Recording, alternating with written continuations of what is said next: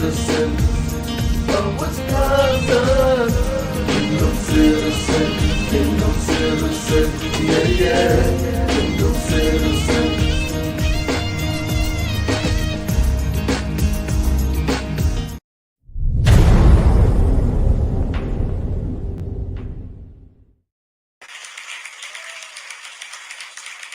Blessings, blessings, and blessings. How you guys doing? It is about that time.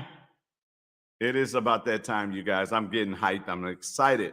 We are here for our constitutional teaching or whatever these young ladies are going to teach about.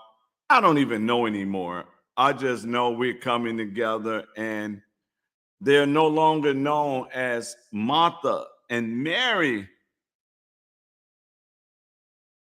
Martha and Mary, I just got something in, and that's why I paused for a minute because somebody sent me something and threw me off. Had to be one of the two, I just want y'all to know that. But anyway, they are no longer as Martha and Mary, but Abigail and Mercy. Let's bring them on here.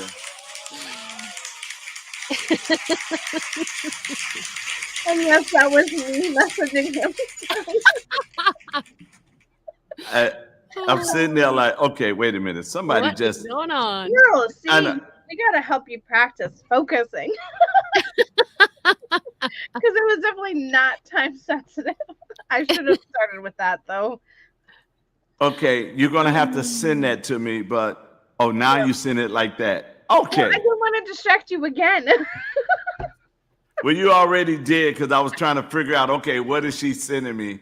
I know, sorry.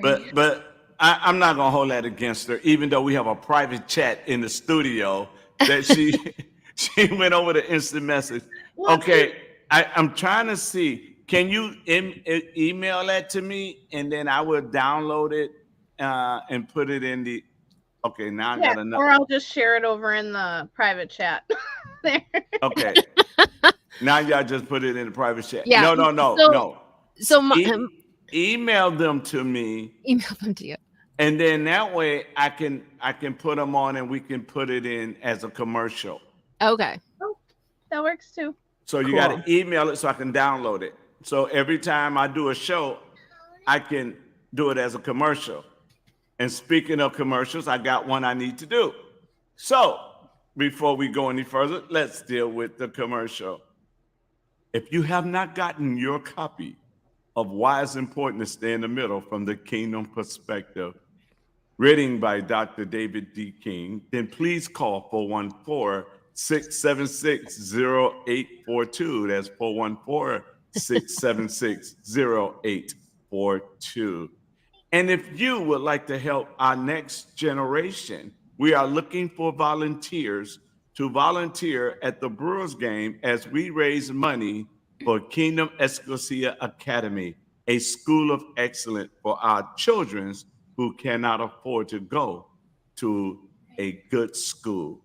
So if you want to volunteer, call us at 414-676-0842 or 414-899-2688. And if you would like to stay healthy or become healthy and make money at the same time, please call 414-676-0842 and just say, I want to get paid to stay healthy. So these are our commercials. Please stand by. Hold on. Ladies, say something. I got to open the door. Okie dokie. All right. We what can we chat about? Not the pine cone? You're still muted, Amber. I'm sorry, Mercy. You're still muted. Yeah. I didn't want any background sounds to interrupt his commercial. So I did say something though, the word something. There you go. It would have been better if it had happened live, It's okay. We'll work out the kinks as we go. Yeah. Oh man. Yeah. So I've got kids surrounding me right now. So it'll be an interesting Oh, It's all good. It's all that's good. I gotta say, this whole concept of self-responsibility is coming up and coming up and coming up Yep. the last 2 weeks. Like it's been growing, Mm-hmm. but this week in particular, and I'm gonna add a disclaimer here. I am in no way complaining about anyone who has ever asked a question. Yeah. Because I would rather have you ask a question than make an assumption incorrectly and or continue in your ignorance. I mean, right, or that. Yeah. But there also does come a point where you need to stand firm in your knowledge and what you know to be true with a capital T, absolute truth. Yep. And use that as your lens that you look at everything else through, because there are so many things out there that are just repeats the same garbage. Yeah. Using different packaging. Yeah. And so using that truth, absolute truth as our lens is so vital. And that's where that whole kingdom perspective comes in, because we can get so caught up. I mean, I was just looking at some of the current events happening and deciding, okay, what are we going to talk about and stuff. And it is hard to wade through. Okay, what was y'all talking about while I was done? Probably was talking about me. We're still talking, Dr. King. That's how the topic of self-responsibility has been coming up a ton the last week or two. Yeah, it is crazy. So I started my my depth program. It's called Thomas Jefferson Education, and then the program that I'm a part of is the depth program. So they've got a high school program, they've got an advanced program, and then this is more for like continuing education. And so I just started that this week, and I started it so this is the term starting, and it started the same week as all 4 of my board meetings. So this week has been a bit hellish, but it was actually a pretty good I don't know, what's the word I'm looking for? Not culture shock, but like that whole concept of just kind of diving into the deep end, like without a paddle or without floaties, just to give me kind of a perspective of this is what it's going to be like if I want to continue my education. And but it has been so interesting because that same concept keeps coming up, and I'm actually on the discussion forum. I'm one of the ones who's supposed to be talking about like basically playing devil's advocate for the socialism side, because we're doing socialism inoculation is what the first session is called. So have you been able to listen to Chris Ann Hall's podcast on that? I've listened to a couple. I'm not sure which one. Like, are you talking about a specific one, or? I'll have to go back and look, because I remember that like she had like 2 or 3, I think, like a series within her podcast that was like something inoculation. And interesting.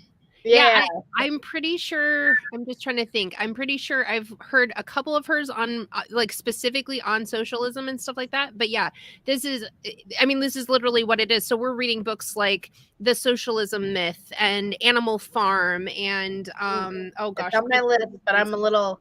After 1984, I had to take a break from those deep end dystopian kind of things, because I won't say what the ending is in 1984 for anyone who's not read it, but it is very intense, and you have to have a strong stomach for it. That's about all I'll say. And I had to take a 2-week break from it. I listened to it in audiobook form because I drive so much that I listen to a lot of books. It's just what I have time for.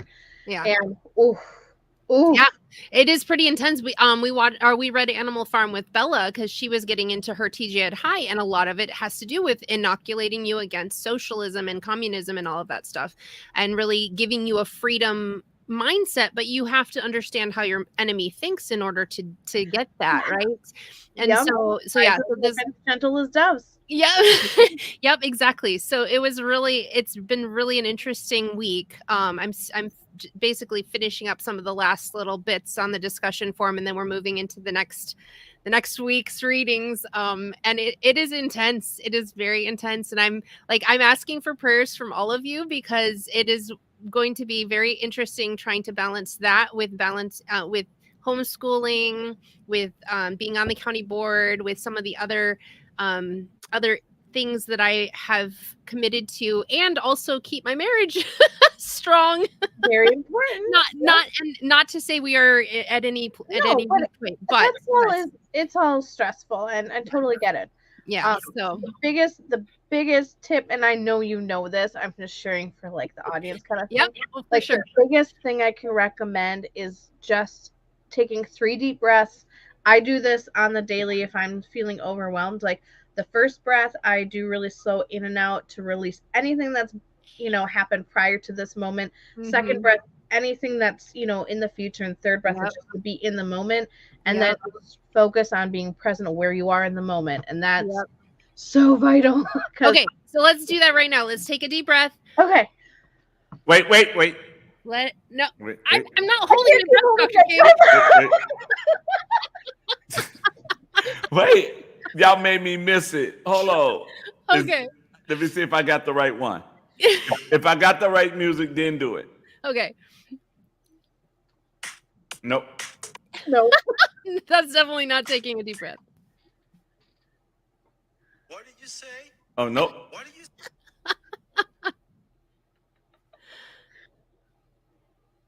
What happened? Well, in the meantime, my husband is a live-in masseuse, so that helps. Well, this okay. No, that's not it either. I didn't think so. That's more like a No, that's not. What happened to my music? Y'all made me. Is that applause or is that rain? That was like a lot quieter. It might sound like calm rain. No, that was rain. Oh, it was really loud rain. Are we getting ready to jazzercise? What did you say? Wait a minute. What y'all do to my music? I didn't touch it. Not my fault. Had I known, I have a whole bunch of like. Is that it? No, that's not it. Forget it. Okay. Just right. Now I gotta take a deep breath because I can't find my stuff. Okay. Yeah, so let's do stress. it. Let's do it. Let's take 3 deep breaths. Ready? On 1, 2, 3. Let's do it.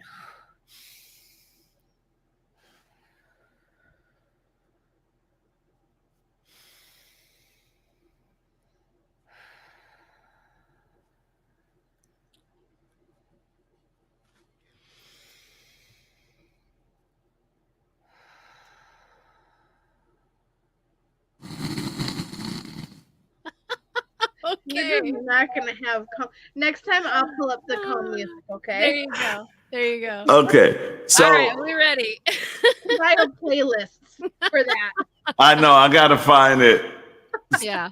Oh my goodness. Yes, I need cookies. Yes, I Maybe need he's cookies. had too many. I didn't have it. I haven't had any cookies. Which, by the way, were you inspired by my comment after your the call you had on Tuesday with that doctor about trying pumpkin and it being medicine for your body? It is. Yeah. I knew you would love that. Yeah, I really love eating pumpkin pie when I'm stressed. Oh, do you? Yes. Do you? Not sweet potato pie? No. Pie? You know why? Why? Because I never get stressed. So I don't let it nothing bother me. So no. Oh my Pumpkin goodness. is a superfood and it's so good for you. But you know what?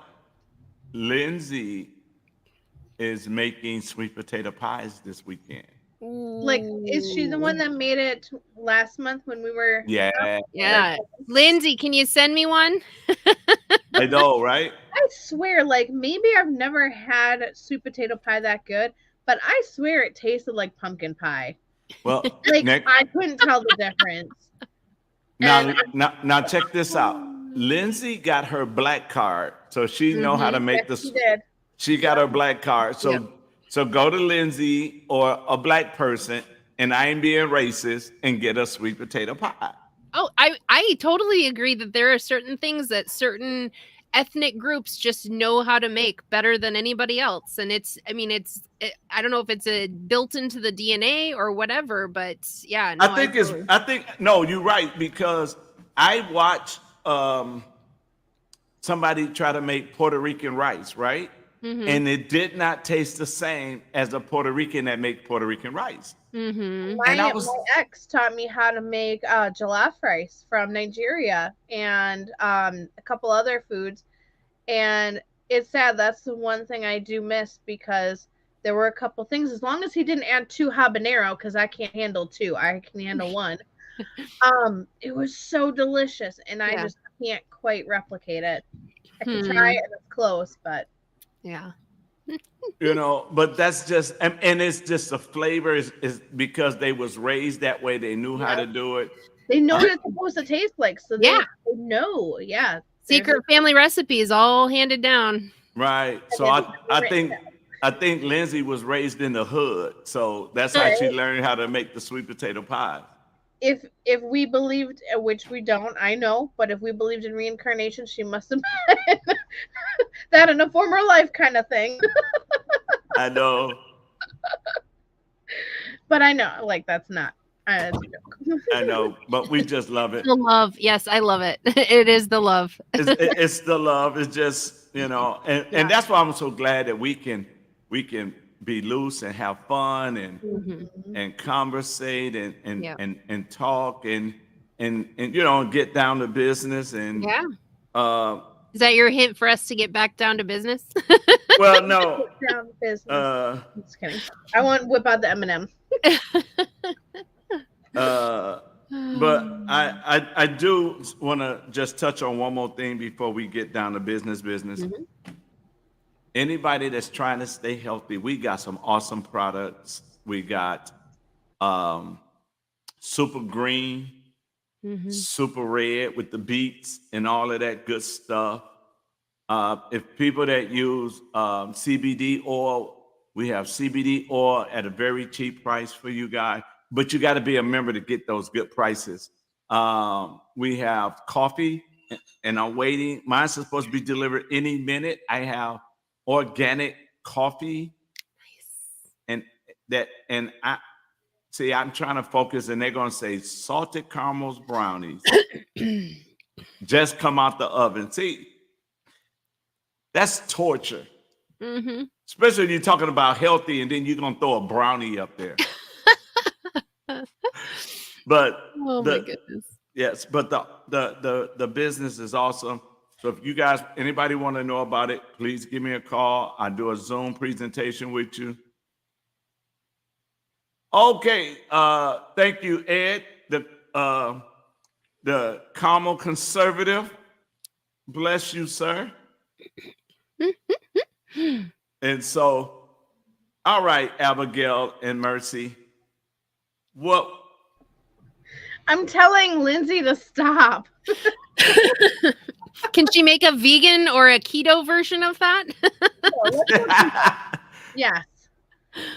Yep. Yeah. Okay. Oof, And- the struggle is real with y'all. And the stuff that I have built your immune system up pretty good, pretty good, pretty good. And what I'm gonna do, somewhere along this line, I'm gonna probably put a commercial up about it. I don't know, but right now let's have some fun. Let's get down to business. See, when we ain't getting down to business, I'm gonna say Sarah and Amber. When we down to business, it's Abigail and Mercy.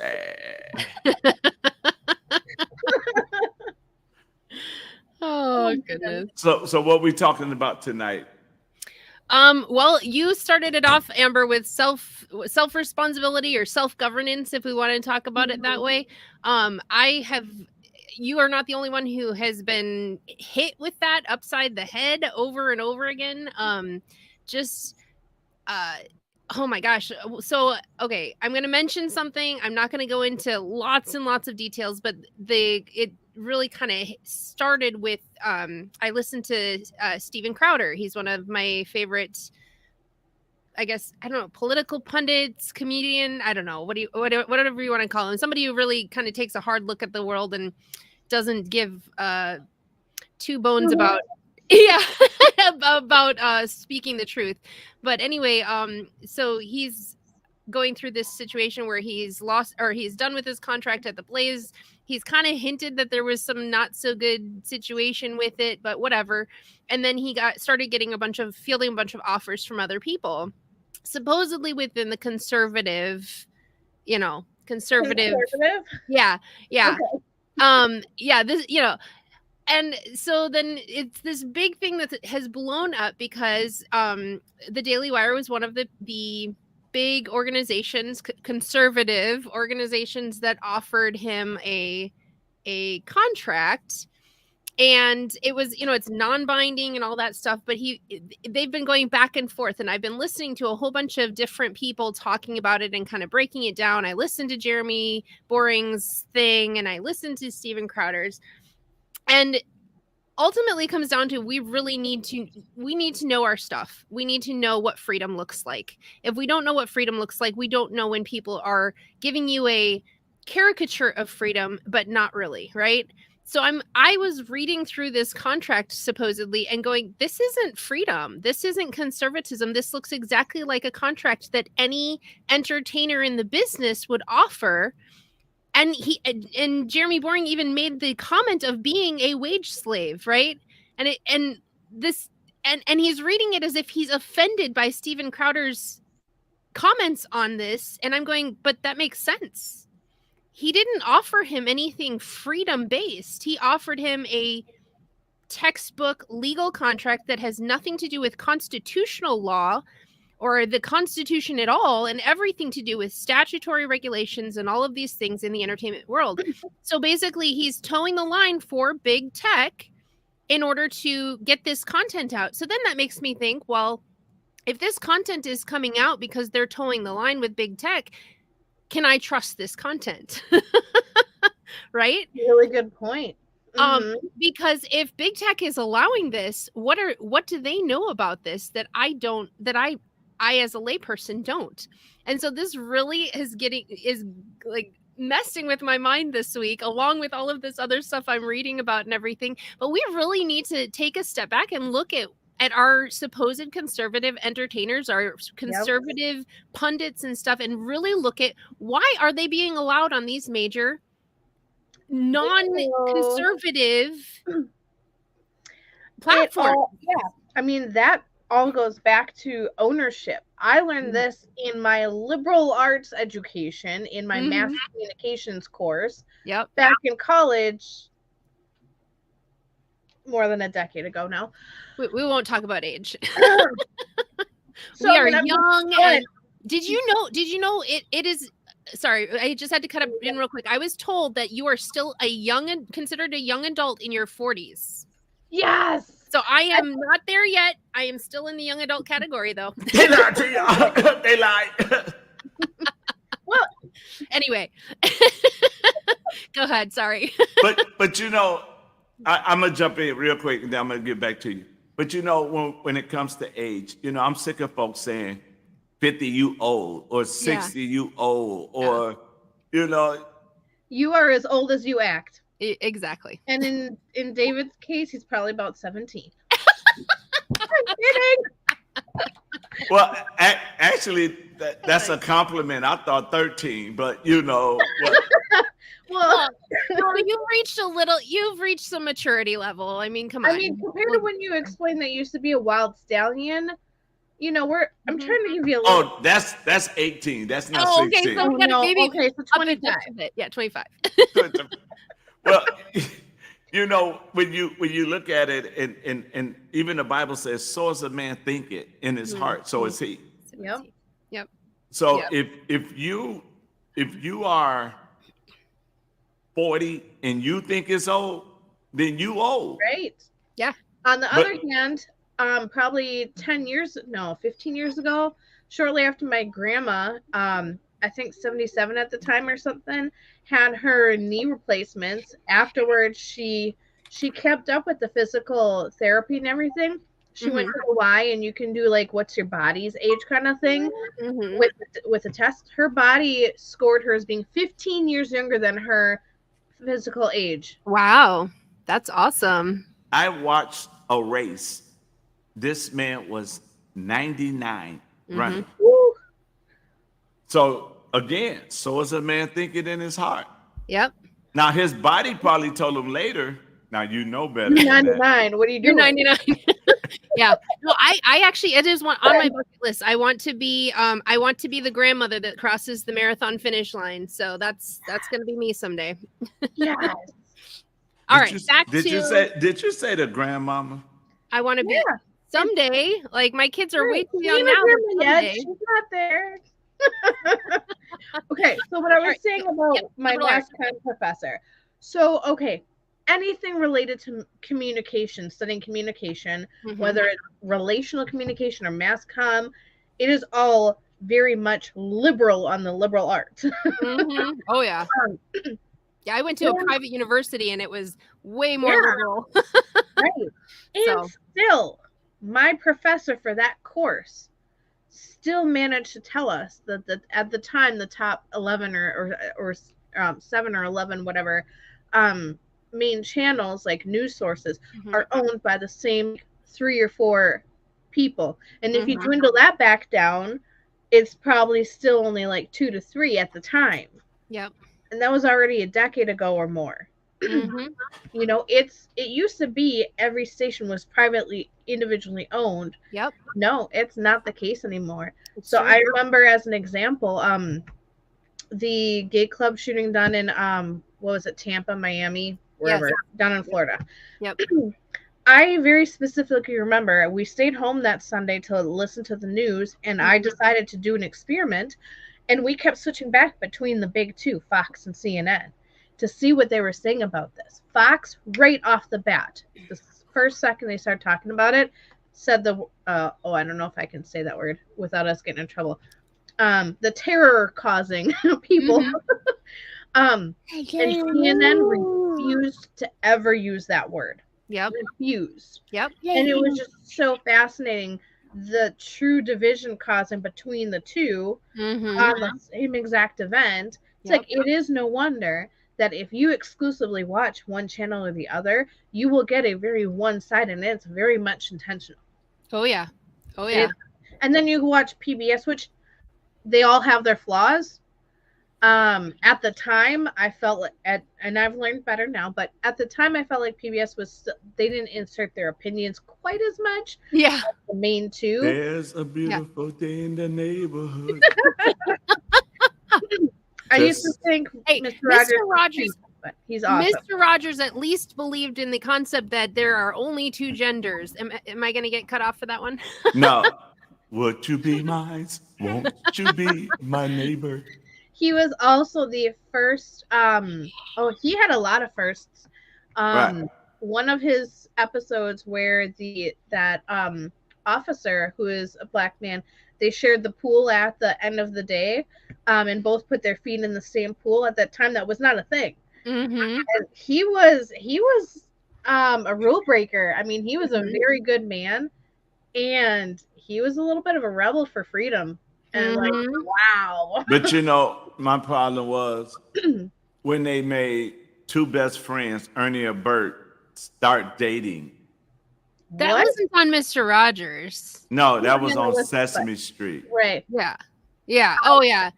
That was a speculation for years. They were talking about what their With his relationship was. roommates, I guess. Yeah. I mean, they was freaking roommates. But you know, I wonder how much of that was just going along with the culture and bringing that cultural aspect forward. Because you remember J.K. Rowling with her books, she didn't say anything about one of the main characters, and then at the very end, when all of them were published and everything, she's like, "Oh, by the way, Dumbledore's gay," right? Like, and yeah, so it was a cover after the fact to try to be inclusive. Exactly. And I just wonder how much, because you read those books and now everybody's like, oh yeah, I could totally see it. It's like, no. Well, no, you could also can't. say the same speculation then about Draco Malfoy's two sidekicks. Yeah, exactly.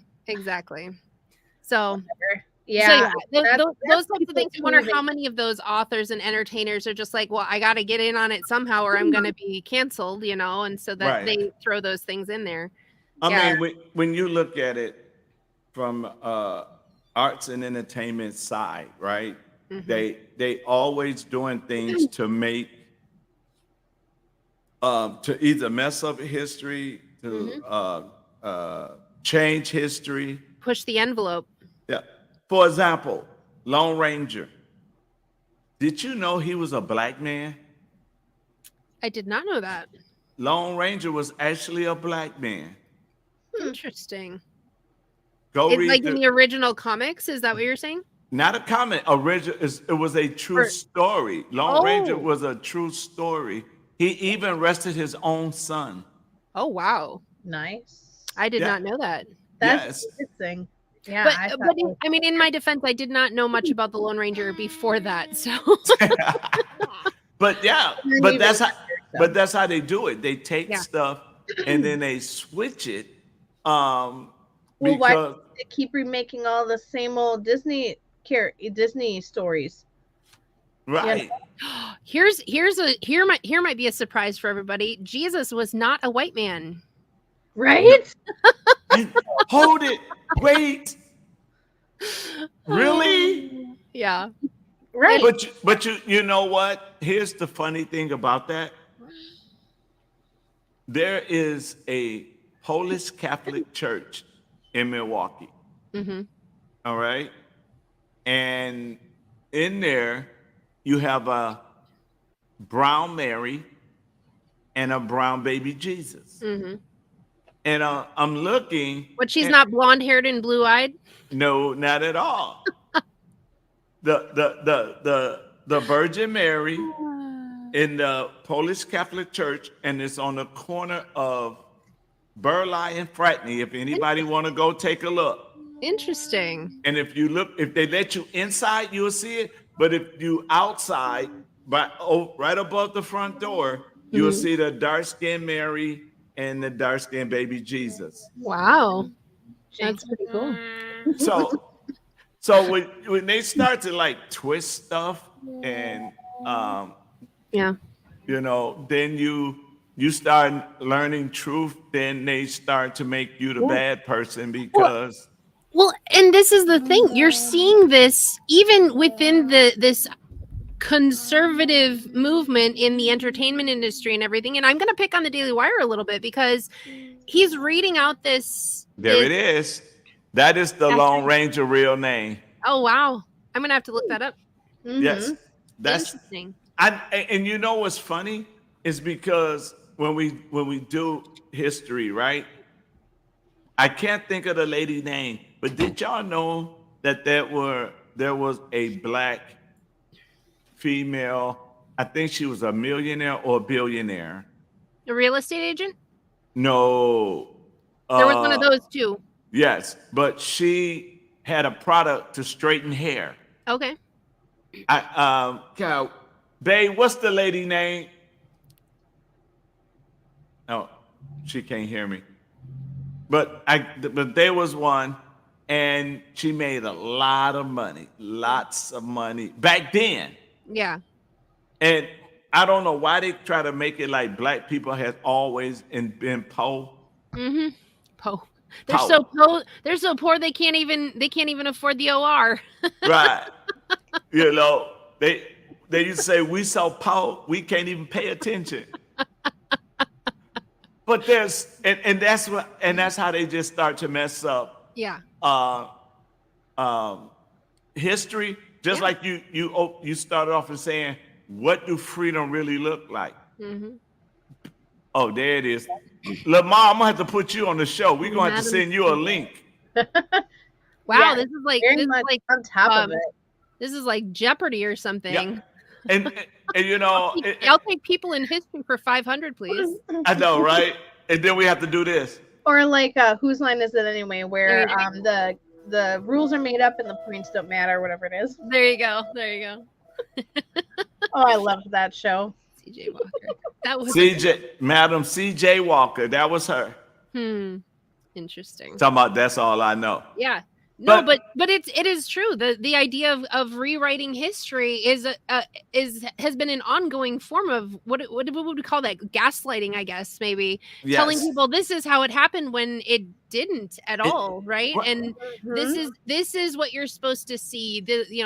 I'm not turning the lamps down. It must be in your head, right? Right. And that's the same thing that happened with this Daily Wire fiasco. Was he's reading through this. Everybody can read through it with him because it's up on the screen, and we're going, that is not what you're saying. That is not at all what you're saying. And then he's like, oh, and he's making it all about the money. Nope.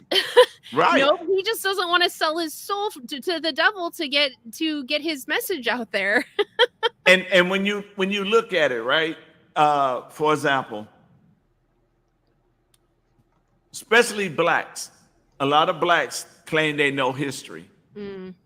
And then they say they call black men 3/5 of a man. I said, no, you don't know. When you open your mouth and say that, that lets me know you don't know history. Because the 3/5 clause had nothing to do with a black man being 3/5 of a person. And the 3/5 clause was one of the biggest things that saved us from becoming a permanent slave owning nation. Like that was one of those things that saved us from that.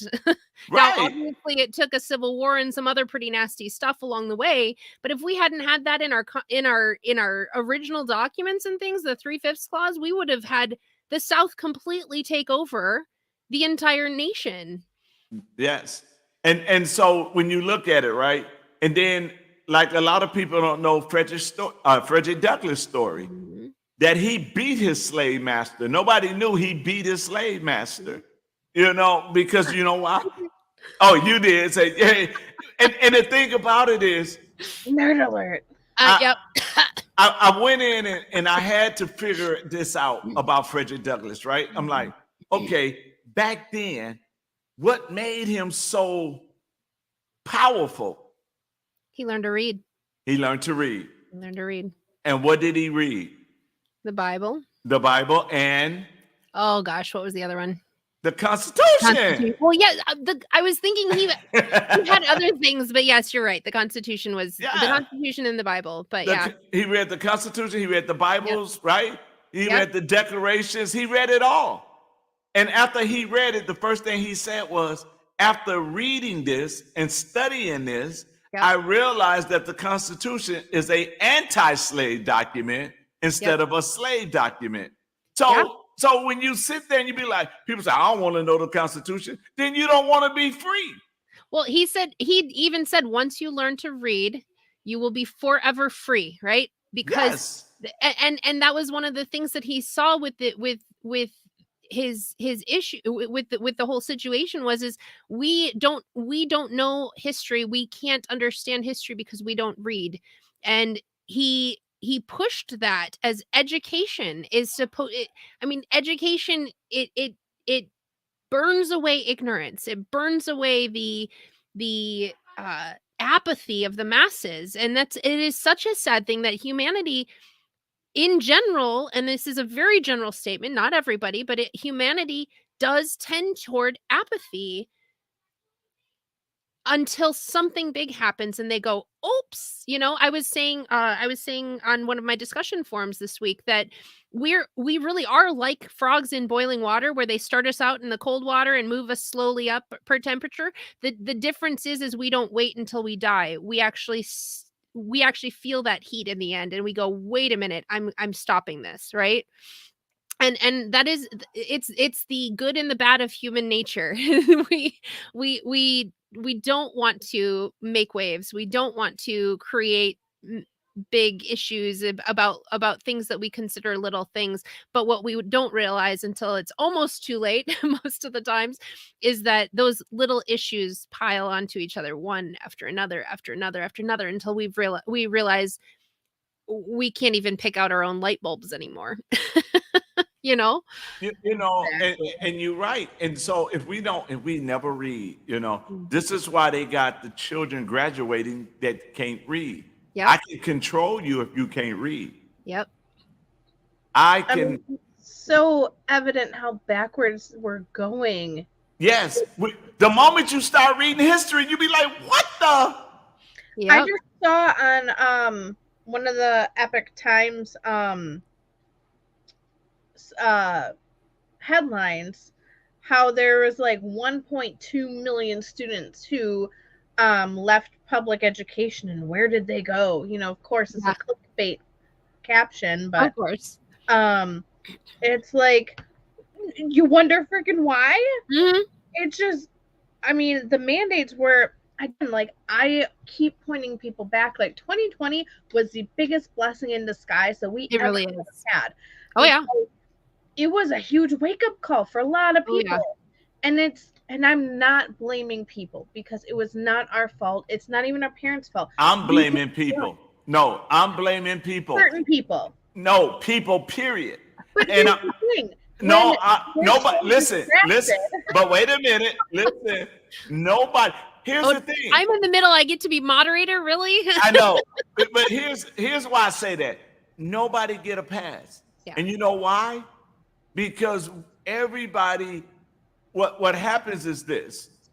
We don't read until it slaps us in the face. Yeah. We don't research until somebody in our family is in trouble.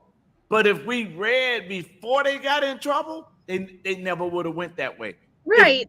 But here's So- the thing, like, at least my generation, we didn't I mean, I got lucky. I got really good parents, but in general, millennials and younger, we didn't even know that we needed to read to be able to do this. That's the Yeah. thing. Like, that's where I'm looking at the grand. Wait a minute. We had commercials for y'all that said reading is fundamental. We Yeah, but gave what it- kind of reading? Those commercials gave very Exactly. specific If you're guidelines for reading reading. Harry It Potter, just says read. Pick up a book. Put the phone down. Get off the computers. depends on the content Read. that you're reading. Yeah. You Well, could be and that's the reading thing. comic books. And that's the thing.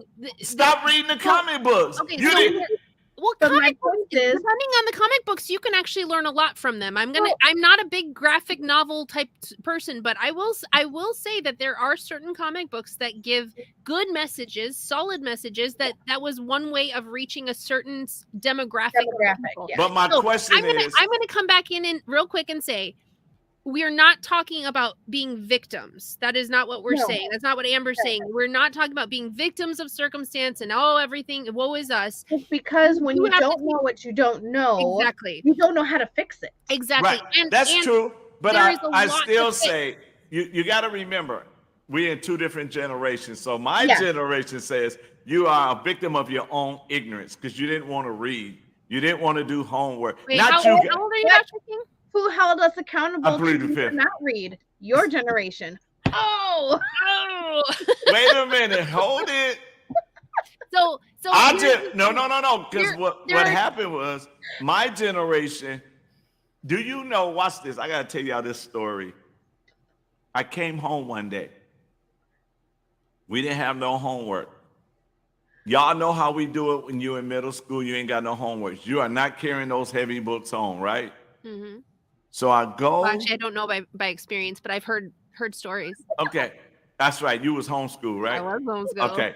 So watch this. All I had to do was carry my books up to my bedroom when I went to sleep at night. I know. So I walk in the house with not a book. And my father gave me a whooping. And he says, why you didn't bring a book home? I said, because we didn't have no homework. That was not an excuse for him. Hmm. See, they wanted us to have what they didn't have. Right? well, okay. And you're also factoring in a second layer of things. You're not only factoring in a generational thing, you're factoring in a cultural thing too. Mhm. You're also remembering, that, the Black community at a certain point didn't have what you had. So Mhm. you also have like two layers of benefit here. Your dad knew, and he was teaching you, and you're from this older generation that actually knew the value of reading. but wait a minute. Don't say older, just say other. But There's younger generations than me too. But your dad was also telling you to bring textbooks from public education home. That might not have been a very good idea anyway. So you well, got. I didn't listen to half this. I didn't listen to half that stuff anyway. But the thing, the thing is that After our generation is when they started dumbing it down to go back to what it was. Oh, it was the 1830s. Unless you're that old, they were already starting to dumb people down in the 1830s. Please, I was born 1831. Well, that explains. No, I'm just kidding. but wait. I agree, Lamar. I love Thomas Sowell. I've got to read some more of his stuff, but the few articles and things that I've read already, I just absolutely, man, he's my mentor. I don't know what to call, like, spiritual father, mentor father, that he doesn't even know I exist. But Liz, you call me old, but I still love you. But you know what? The thing is, though, if we're gonna ever know what freedom is, we gotta read. We gotta know our rights. And I'm so grateful that God put all of us together because you know, with the PMA, we're making you buy even more books. Right? Yep, I'm buying books, exactly. but with the where did I put that? She wasn't on last week when I put up all of those books. But it also make you understand what freedom really is. Right. Right? Yep. And so now this is the thing. I gotta do this so y'all understand. But wait a minute. Let me do this first. I'm doing some of everything right now. Okay. So yeah, so our big thing is it's not the victim mentality, it's the idea of there is so much information out there, where do you even start to go to find the truth? And obviously we know the Constitution and the Bible, the Constitution, right? So so we've got those two things that give us pretty much, and then after that, read, I know this is really kind of a crazy weird thing, but read William Shakespeare. If you want a good view of human nature and Western culture, he is an excellent person. He does histories, he does tragedies, he does comedies, he does a mix of all of these. And he really gets to the heart of human beings, and he's a genius with words. And you can get books like let me find it.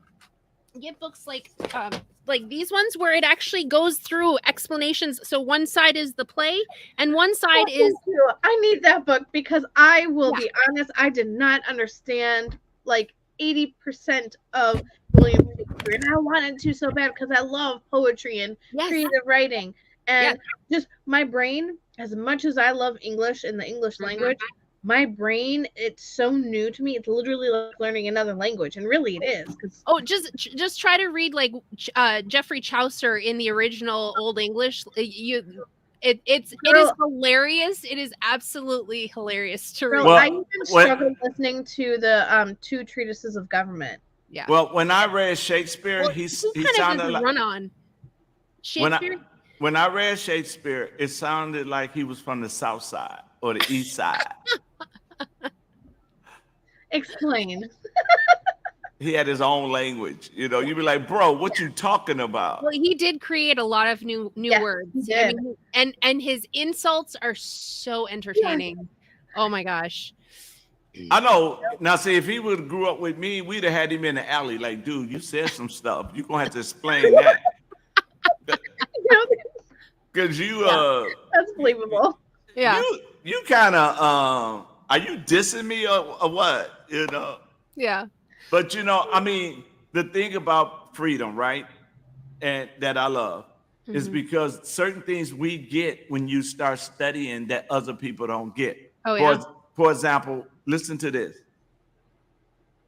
Where is it first?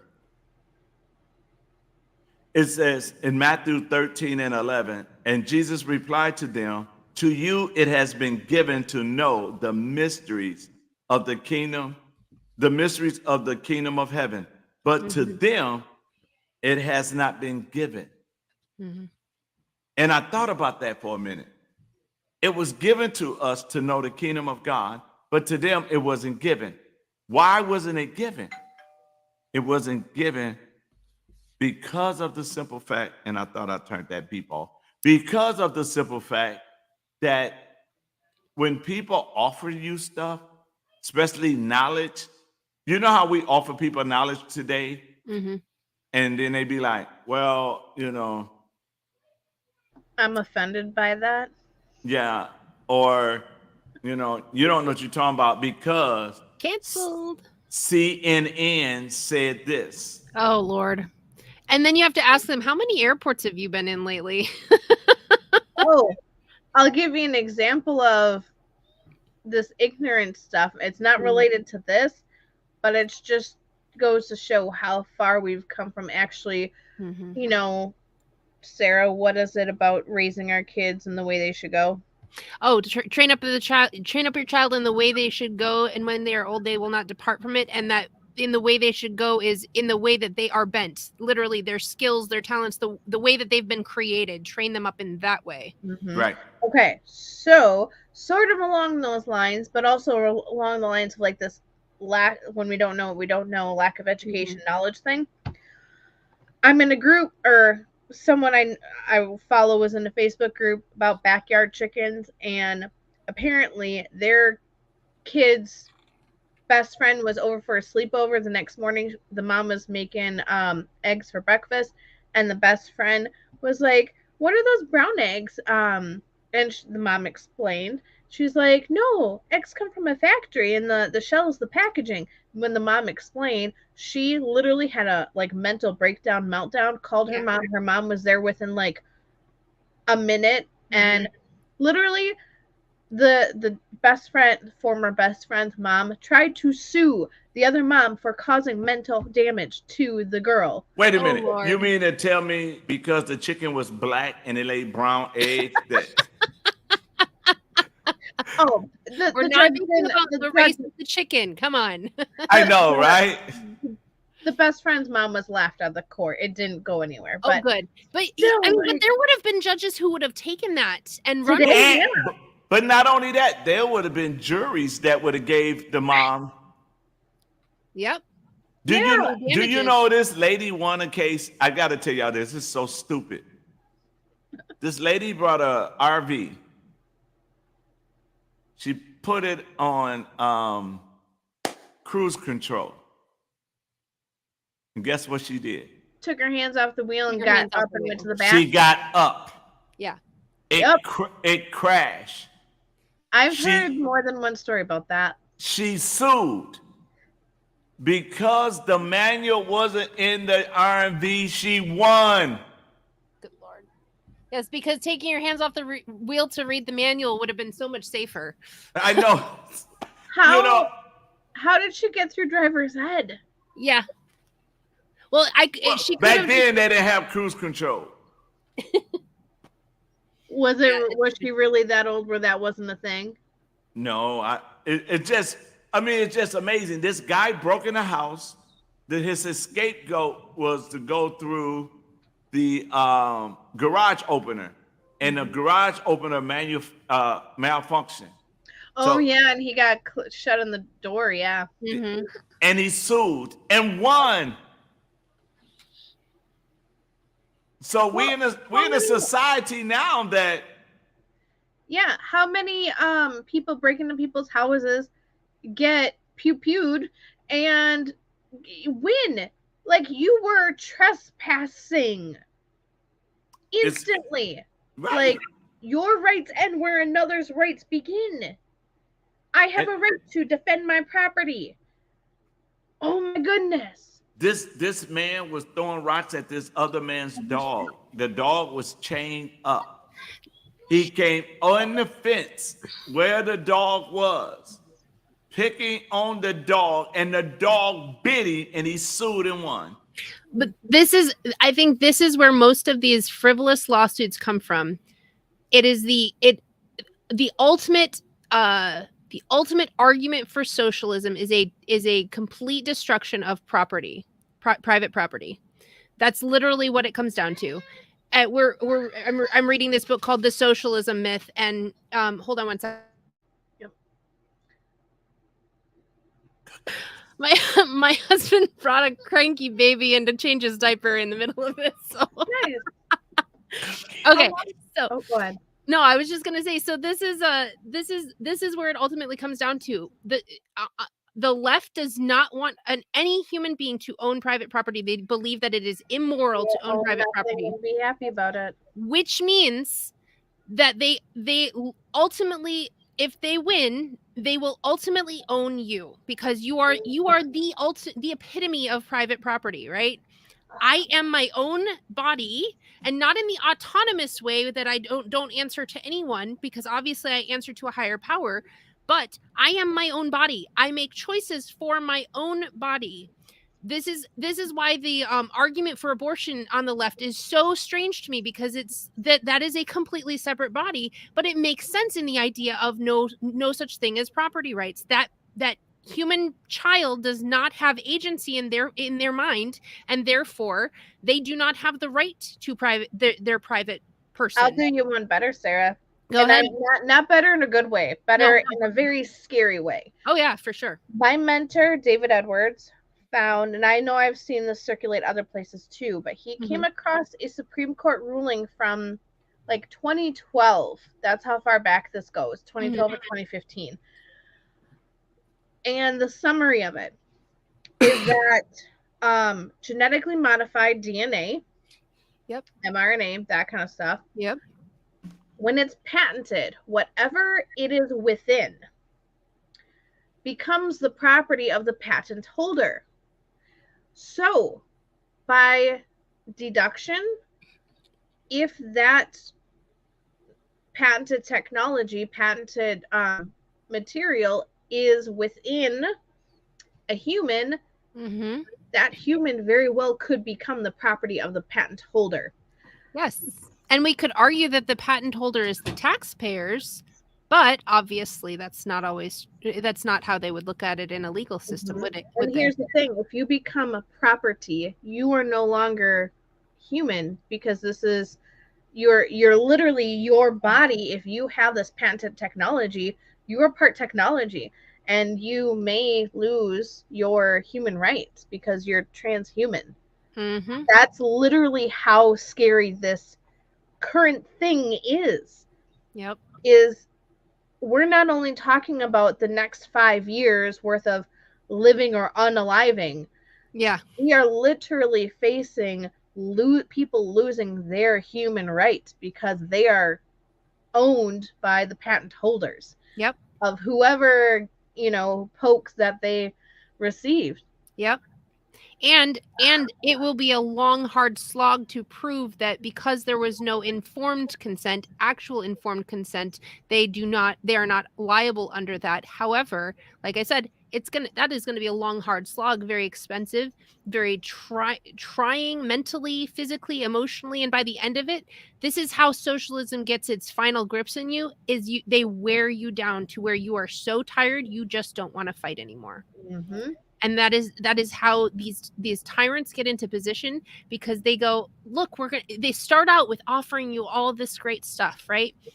We're not actually taking your private, your personal property. Just we're making it so that you can't have private property. Well, what's the difference? Let's move into these definitions. But ultimately, it's that they wear you down to such a degree where you've gotten so much of this good stuff at their hands, and then all of a sudden you're like, but wait a minute, but I can't have, but and you're fighting it and realizing by the time you understand what you've lost, how much bigger of a fight is it going to become? And nobody wants war. Nobody wants to go to war over this, right? And we've gotten so far, so deep into the deep end that we are literally treading water trying to retain whatever freedoms we have left. It is so much harder to regain freedoms than it is to have had them to begin with, right? Frederick Douglass says this about being human. It is easier to build strong boys than it is to repair broken men. Same thing with government. It is easier to build up strong foundations of freedom than it is to repair the loss of them, to restore the loss of them. When did Bill and Anita stop doing those Constitution classes? Do you remember when we took a break from that?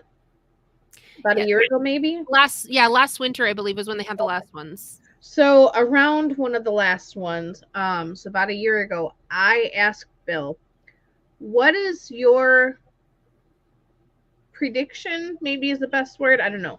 What would you guess is the longest time frame we have before book burning begins, like actual removal? And where it, unless you already have it, you're not going to be able to find it. He Yeah. said, and if I remember, I think he said that he gives it 10 years. Yep.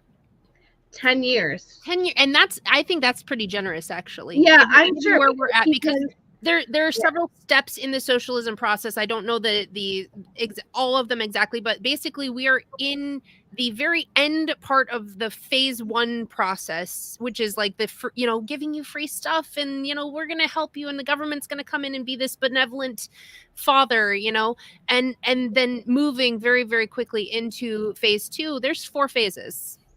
And phase 2 usually doesn't take very long to move into phase 3. So yeah, that's the kind of stuff that I'm actually going to write that down, because I think when people recognize and we can actually point blank show, here's where it explains what the 4 phases are, and like break down each one. You're finding it, aren't you?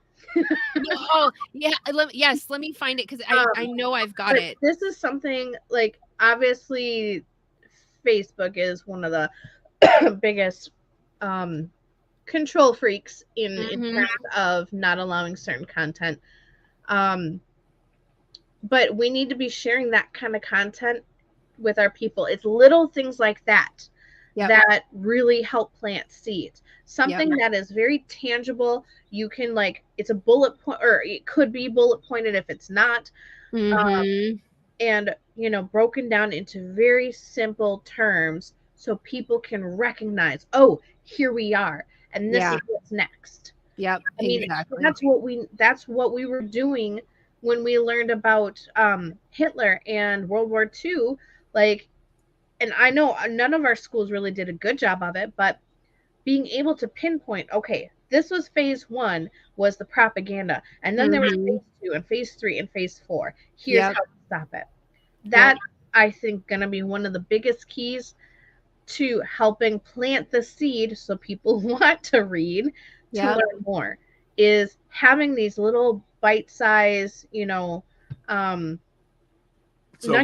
So we have to put salt tablets in their mouth. Yeah. Yep. I mean, the more can find these little salt tablets to, get them inspired, and break through the cognitive dissonance. Yes. Yep. Yep, exactly. I'm trying. Oh, here, I think I might have found it. I think I might have found it. Where did it go? Give me a second. Yep, and Lamar, great point. Exactly. I mean, I know there's some current theories about him today too, and I'm not going to get into that because I think it's a little out there, but we don't want to go to Facebook jail. Yeah, no. Or YouTube jail. Well, and I don't even know if I buy into any of it. So nobody would bail us out. So right. Yeah. Now I try to bring your finding it. Let me see. How come I can't? Okay. I see why. It's only a picture. Did you send me the video? No, because they have to go to the link for that. Okay. No wonder. I'm thinking I'm going crazy. I'm trying to put it up. Yeah, no. I want them to be able to go to the link to. Now you tell me. Okay. Yep. Oh, and I'm not finding this, but I will have to look it up. But there's if you read the Communist Manifesto, that's a perfect one to read to get an idea of what their whole shtick is, how they want to do this. And obviously in tyrannical countries, it's a lot easier to just skip the first few phases because they're already in it, right? They just reframe it and make it sound all good. We're going to save you from this tyrant, but then they become the next tyrant. So, but I mean, there's literally 10 what they call planks of the Communist Manifesto. First one, abolition of private property. We already did that with the introduction of our income tax and our property taxes. They already dip into our private property just by doing that, by taking away money from our own paychecks, and also by taking away our right to own private property. That's already happening. Well, yeah, I mean, unless you have managed to successfully do a land patent, which I know there's mixed opinions on. I'm learning a little bit more to where I think it's feasible, easy, always successful. No, but unless you have successfully gotten a land patent, or unless you happen to own property that has been passed down from generation to generation for more than 100 years now, I think, that still has the original title. Yep. None of us actually own our property. We just own the right to use the property. Yep. Now, unlawfully, I do believe, like, it was, very much unlawful how that was done. Oh, yeah. Because if you actually go back and get certified records of the property, unless it was ever owned by the public or the state or whatever, it's always been privately owned. They just changed the title when someone sold it. Yep. Yeah, we don't even own the actual property itself. We just own the right to use it. Yep. Like, you still have to ask permission for plumbing or for anything. You can't just mine on your own property. I can. Yep. I'd like to see you try. Matter of fact. So the next plank is heavy progressive tax. What do we've got? We've got a progressive tax. It's getting worse and worse. I mean, we've gone through phases in American history where it's been worse than it is now, but we are still seeing them modify and adjust and try to, tax the wealthy more and all of this stuff like that. Next is abolition of all rights of inheritance. We have death taxes. We have wills in probate and the legal jargon you have to go through to even claim your inheritance, right? I can help you get out of that or around it. That's why we have Mercy Warren. Hold up, Abigail and Mercy. Hold up. Listen, one of the things you guys see, y'all finna get me started. I'm trying to be nice tonight. This is Be Nice Saturday night. I'm trying to be nice, but since when? You were pretty sassy with me earlier when I tried to say I'm not blaming certain people. I'm blaming everybody. I'm finna go so far left. I'm blaming everybody, and I'm gonna be a victim to everybody. Oh, poor guy. I know, right? But no, you guys. One of the things, again, when we talk about knowing our rights, and we're ignorant to our rights and what we can and can't do, and how we can and can't do it. I mean, and us three are in a position of, how should I say, safety, that we somewhat, right? Yeah, I know where you're going with it. Yes.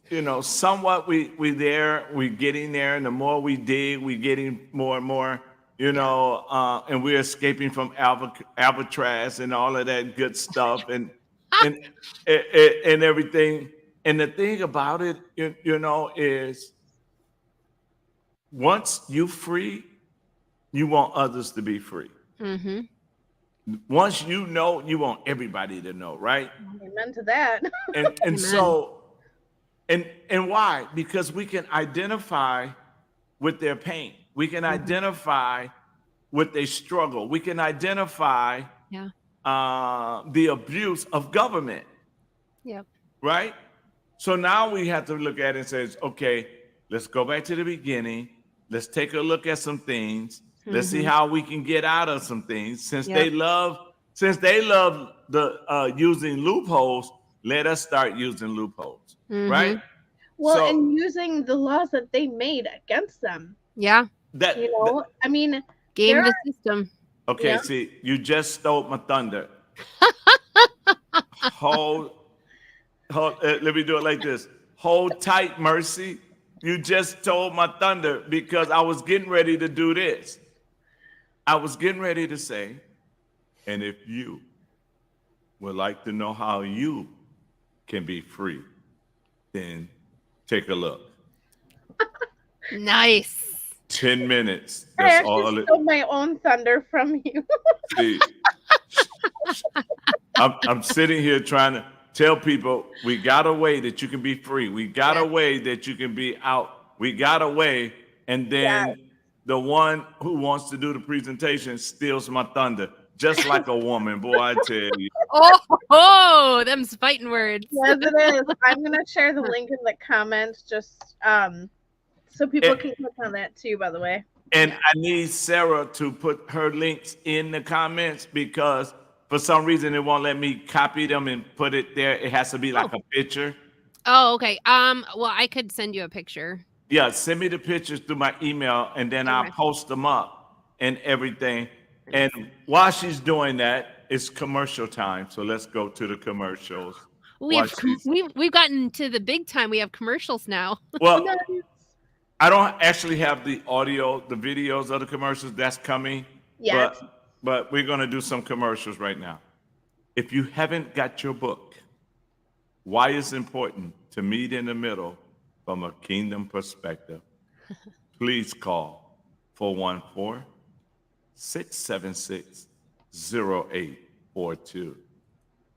And we are looking for volunteers to help at the Milwaukee Brewers game to raise money for a brand new school, Kingdom Ecclesia Academy, a school that is going to teach our children how to become agents of change, teaching our children the rights of the Constitution, going back to cursive writing and home economics. So if you want to be a volunteer and help out, call 414-676-0842. And if you want to be healthy and you want to be paid and get healthy at the same time, please call us at 414-676-0842. We can show you how to stay healthy and get paid at the same time. And if you want to know how to be free, how to operate in a PMA, then you need to call this woman at 414. Nope, I'm sorry, not 414. Her link is in the comments. I'm about to get my phone number on that too. Don't call me, call her. And did you send it? Not yet. I'm working on it. Okay. Give me 1 second. And she will send it, and she's back with us.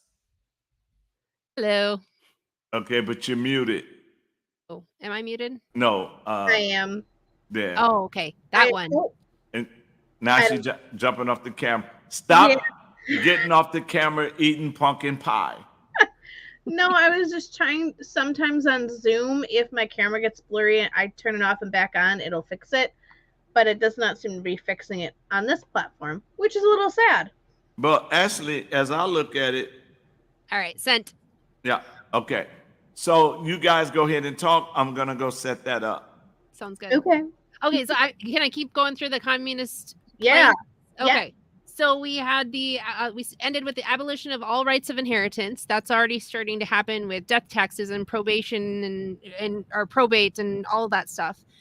We have confiscation of all property of immigrants and rebels. Well, right now they're giving property to immigrants and rebels, but we can argue that they're also taking it. Mm-hmm. Control of credits and banks. That's number 5. Three-letter organizations in our 4th branch of government. Anybody? I mean, we have a few of those. How about this? Control of communication and media. Oh goodness, this is almost comical if it wasn't so sad and scary. Yep. How about this? Government regulation and control of business. This is why we need people like Amber. Yep. Control of unions. Also why we need people like me, because we're getting people out of, union organizations. Yep, exactly. You guys, unions, I'm going to pause on this one because go right ahead. I do feel that unions had a purpose for protecting workers at a given time. I mean, if you watch the Newsies, obviously they did. I have had 2 life experiences where I got to see the bad side of unions. Mm-hmm. And Yeah. do they still, are there ones that still actually do semi good things? Yeah, sure. I But haven't found them yet. right. But I can tell you, unionized organizations do not value the individual. No. They do not value anyone who goes above and beyond and knows their craft like Yep. an expert. My dad was one of those. Yep. 2 companies he worked for doing HVAC before he finally just started his own business went union. Both times they laid him, one person off who could do 7 people's job. Yep. So the company paid one person a little bit more but still saved a lot more money instead of having to hire 7 people. Yeah. They had to lay him off then to hire 7 more people in his place. Of course. Of course. Twice he had to go through that. And at the university, when I was a student worker, my office manager was gone more than she was there because she was always on sabbatical doing union president work. And the work she was doing was baloney. Yep. And absolutely not fighting for our rights. It was actually stampeding on them even more. Yeah. I just learned to keep my mouth shut because there was no trying to convince her. I was just a student worker and I saw the crap. Yeah. Like, well, I mean, I don't know. Did we talk about it on here with Laura Ingalls Wilder? When they used to do teacher certificates, you had to retest for every time you wanted to teach at a school. Right. That was what happened. Now they get tenure and they're crap teachers. Pardon my language. No, they are. I mean, exactly what they are. And I'm not saying that every teacher in public education is a bad teacher, but they are rare. They are very rare. And usually they're not the ones who are at the top making all the decisions. If you are someone who goes through Facebook Reels, Instagram Reels and Stories, TikToks, you will see a whole population of these, this new wave of teachers. Do I believe their heart is probably in the right place? I think it probably is, but they've been so sadly misled on what it actually means to be a teacher and what it actually means to educate kids and parents' role in their kids' education and having a right to and having a say. I have had to literally block 90% of them, even though some of the stories they share are actually really funny experiences with their kids. Like, I've had to block them because I literally get angry and I can feel my blood boiling because of just how incorrect their thought process is about kids' education and their role in it. And oh yeah. Yeah, exactly. And it is a plague on society. The unions the way that they are today. I'm not saying that they were never useful in society, but that was when individuals banded together and formed them in order to fight back against the wealthy, the power happy people who owned these businesses and were treating their workers like slaves. They had the right to work. They had the right to earn money for their family, to bring home property, to take care of their families, right? And these I don't know, I don't want to call them robber barons, but I guess in a sense these wealthy individuals, these supposed capitalists who were more about the power and the money than they were about actually helping people, they were taking advantage of those people's needs. 100%, yeah. And so that was why those unions were formed. Yes, exactly. But they are very rare, and usually the unions now are so enmeshed in the lobbyists and the government organizations and all of those regulations and things that they literally do nothing to help the worker who gets those dues taken out every paycheck. I had that. How deep it goes. But you know, that's like, what's the dealership in Detroit? Ford or something? Is it Ford? General Motors? Oh, something. Yeah. What about it? I think it's Ford. Well, the big motor thing in DC. When I looked, I can't think of the name. Y'all can help me later. But let me get my point in. because somebody might hit me later. I don't care. But no, I'm reading Russ. Be quiet, Russ. Eat your dinner. But no, they had their union had one of the best country clubs, golf course Mhm. you can think of. But the average member of the union couldn't go there. Yeah. So I know they're what you're talking about, but I don't remember which company that was. yeah, and I Yeah. don't understand. I mean, I just can't. It just took my mind. Yeah. Mm-hmm. But they in Detroit, whatever one in Detroit. That's Yeah. the one. And Yeah, they no, got they disadvantage the working class, which in a sense I do agree with the socialist on that point, that the working class has been, by the elites, has been beat down by quite a bit, right? We're the blue-blooded Americans in our society who there are it just is, TM. Boy, I tell you, Lamar is on it tonight. How many fake points does he have now? I know. lots and lots. Somebody's got to run him over some pine cone stuff. I know. Cat For is City Cat High. is helping his camp. He's running for school board in Kenosha. Awesome. So Cat gonna make sure he got some pine cone cookies. Good. Yeah, So, but because yeah, he's doing it tonight. but yeah, this is I mean, this is there is always, how do I put this? The socialists present you with a very, very beautiful, perfectly cooked steak, right? And they give it to you, and you are just digging in and you're eating it, and then you realize halfway through that you had a perfectly cooked steak laced with arsenic, right?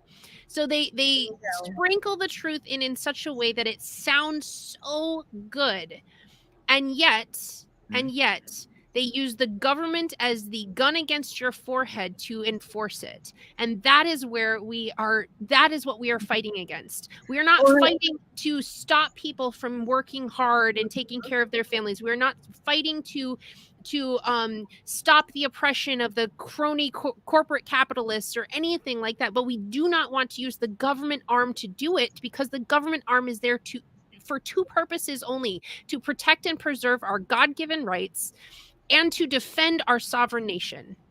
That's it. That's all they're there for. Mm-hmm. They're not there to have a say in our marriages. They're not there to have a say in our churches. They are not there to have a say in our schools. They are not there to have a say in anything related to our day-to-day living. They are there to protect and preserve our rights. Yeah. Anyone who has had a helicopter parent and anyone who has had a micromanaging boss knows, like, why on earth would you want more regulations and like rules that have to follow? Crippling. It is absolutely crippling. I mean, here's a funny thing. Look up, there's a list out there, and I don't remember exactly what it is, but look up list of funny laws, I think is how you can find it. There are laws on certain village and city books where you cannot wear red on Sundays. Talk about micromanaging. Yeah. You know, where you cannot have a llama in your house or some weird stuff. Like who even cares? Well, I mean, and like, we laughed a few weeks ago when we were talking about those old gun laws, right? Where you had to or pew sticks, whatever we want to call them, for safety purposes only. Where they were fined if they went out in public without them. That alone, I mean, that is considered a government overreach. But that one is funny because it's just like, it's actually trying to protect and preserve your God-given rights. Unfortunately, using the government to do it. But even those funny ones, we have to examine and see, where is this going? Why are they? What right do they have to tell us how many chickens we can have in our backyard? Now, in communities, this is where, again, we go back to that personal thing where we are responsible for our choices. In a small town, when you are living in the heart of the town, right? it might be an issue that you have to take up with yourself and say, okay, I chose to live in town and having chickens is noisy. And my neighbors get up in the middle of the night to go to work and they need their sleep in the afternoon. My chickens, they like to balk every time they lay an egg, right? And they're the loud. others like to join in to celebrate. Exactly. So that is a personal decision. I might have to sacrifice that right of mine to own chickens in town. But should the government be the one enforcing that? No. And the thing is, I mean, technically, you should still have the right to have the chickens if you want them because it's your property. Exactly. And yeah, I don't care. I'm getting me about 13 chickens. Well, but that was what I was saying is it is your right to own those chickens on your personal property. Yep. You can also make the choice to be generous to your neighbors and not violate any noise ordinances that don't exist, you know. Show me a noise ordinance that says I can't have a chicken. Well, yeah, but that's the issue is those personal choices that you make. That is where that self-governance comes in. And if we had a moral and virtuous society, we would have more of the self-governance and less of the government overreach, because the government comes in as a sword against the wicked when we have a moral and virtuous society. When we have an immoral society, the government comes as a sword against the righteous. Mm-hmm. Okay, so I'm finna put both of y'all to the test. I'm finna put some up, and whichever one I put up, you finna do the own commercial. Okay. I have to go. I have customers here. Okay, so this is my blog / podcast. I'm messing around with some backgrounds and things like that, so it doesn't look very pretty yet, but I'm working on it. And if you go here, it'll take you to both the podcast portion of it, the blog portion of it, and the podcast portion of it. Yes, both of those. And one of them is basically, the podcast is Restoration History. That is where I go through and I address different aspects of history and kind of pull up questions and pull up facts and dates and things that people might not know. And in an attempt to give a, I don't want to say unbiased view, but a more neutral view of history so that you can make your own decisions on what it's about, right? And then the blog is kind of a project I started, I believe in 2020, 2021, right around the big epic disease process that went across the whole globe that supposedly was going to kill all of us. Anyway, I was bored and I was like, okay, I'm going to start talking about this whole idea of a post-truth culture. So I basically blog about, and I'm hoping to make it into a book someday, blog about how to live in a post-truth culture especially when you know that truth does exist and we have to find it, right? So that's kind of where I'm going with that. And I really address a lot of things on again, Constitution and on the Bible, on what is truth and those types of questions. And so yeah, so that's where I'm going with that. I have not, there is a subscription for people if they choose to, but it is right now none of them are behind the paywall. I'm working on kind of deciding how I want to work that. But yeah, that's where I'm going with that. So all right, it's my turn.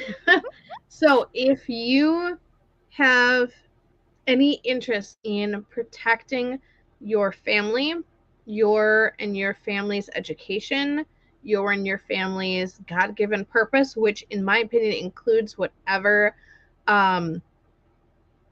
whatever career pursuits you have, especially if you're an entrepreneur, have your own business, or if you just are in ministry, serving others, and fulfilling your God-given purpose, we really want to get you in the private domain so that you can protect your God-given rights. You can protect your constitutional rights.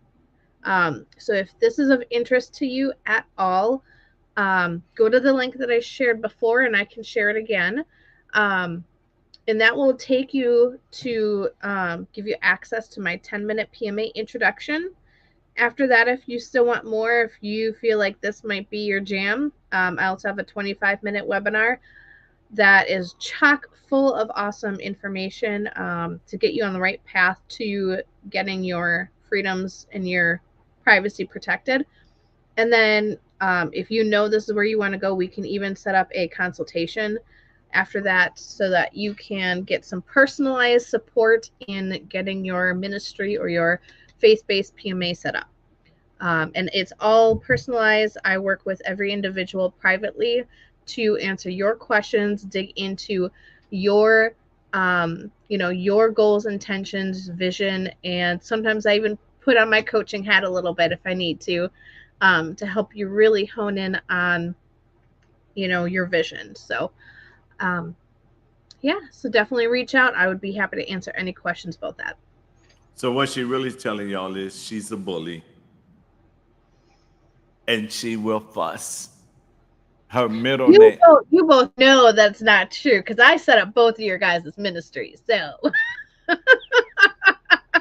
She pull out whips and she beat you. Sarah, you're muted. I had to fight all my life, and you told Harper to beat me. Sarah, what did you say? You were muted. Sorry. I was just saying that I could totally see that in you, Amber. Totally. You just that the whips and the whips and chains and all that fun stuff. I know. Get to work. Kaya. Oh my god. Review those documents now. Read it now. Oh my goodness. No, I do my best to share as much information as I can to help empower you with knowledge. Mm-hmm. But ultimately, the choice is yours on how much you dig into the resources, because self-responsibility, we're circling back to that topic. And these are not magic sheets of paper. We are going to have to know how to use them and assert them and defend them. Yep. Yes. Exactly. Inside and out. So important. And that's something that, if you don't know, you will always get screwed. Mm-hmm. But if you know, that's where the power come in. The power come in that knowledge. And if you know what to do, you know how to do it, then you are in a better place. And so, I encourage everyone, to pay attention to Abigail and Mercy, and because they even got me spending. I'm telling you, I'm on a book strike. I ain't buying a book. I ain't looking at a book. I'm not trying to think about a book. This is just, and this doesn't even have a lot of my books. This is just one of my bookshelves. There's another one over there. The sides of my headboard both have bookshelves, and I have an entire entertainment center in our motel office that's full with books. And I have not read half of them yet. You'll get there. We'll get there. I did talk to, on a side note, I did talk to J-Rod about doing the Kingdom Constitution Summit. Yeah. But no, he's giving us a serious challenge. Okay. He wants us to cram 3 days in 1 day. Okay. Doable. We could do that. So I told him that we can do half in the morning and then break for lunch and then do the other half. Yeah, we could totally do that.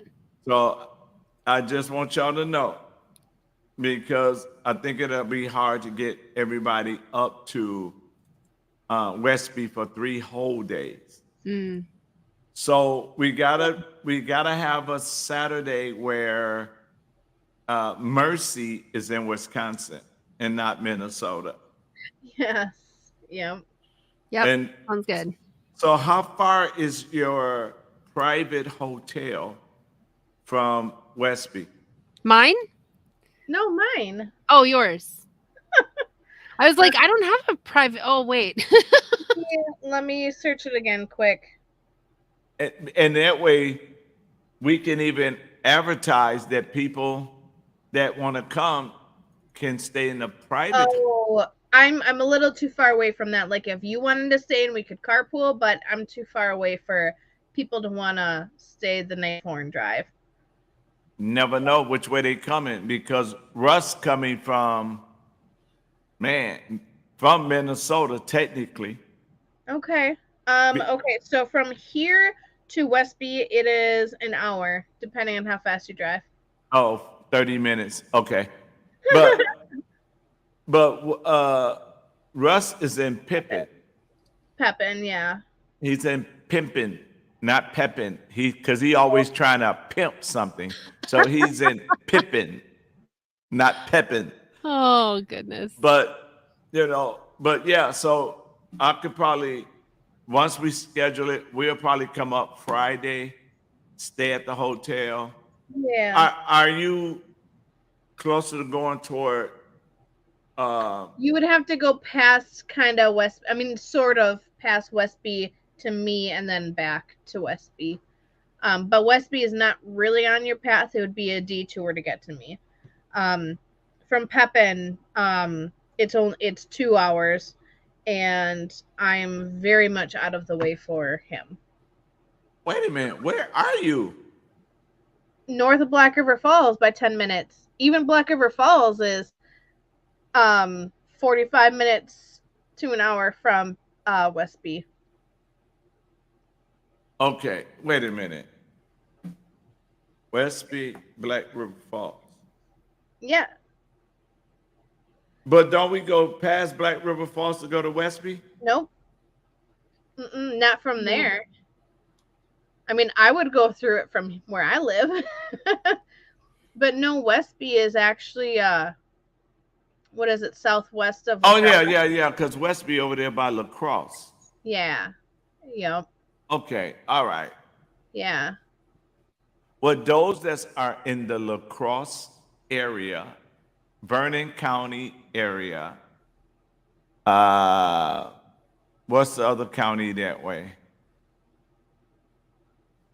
I can't remember. I'd have to ask my mom. Well, if you are in the area near Vernon County, where you may be an hour away from Westby, we're going to be there with the Kingdom Constitutional Summit.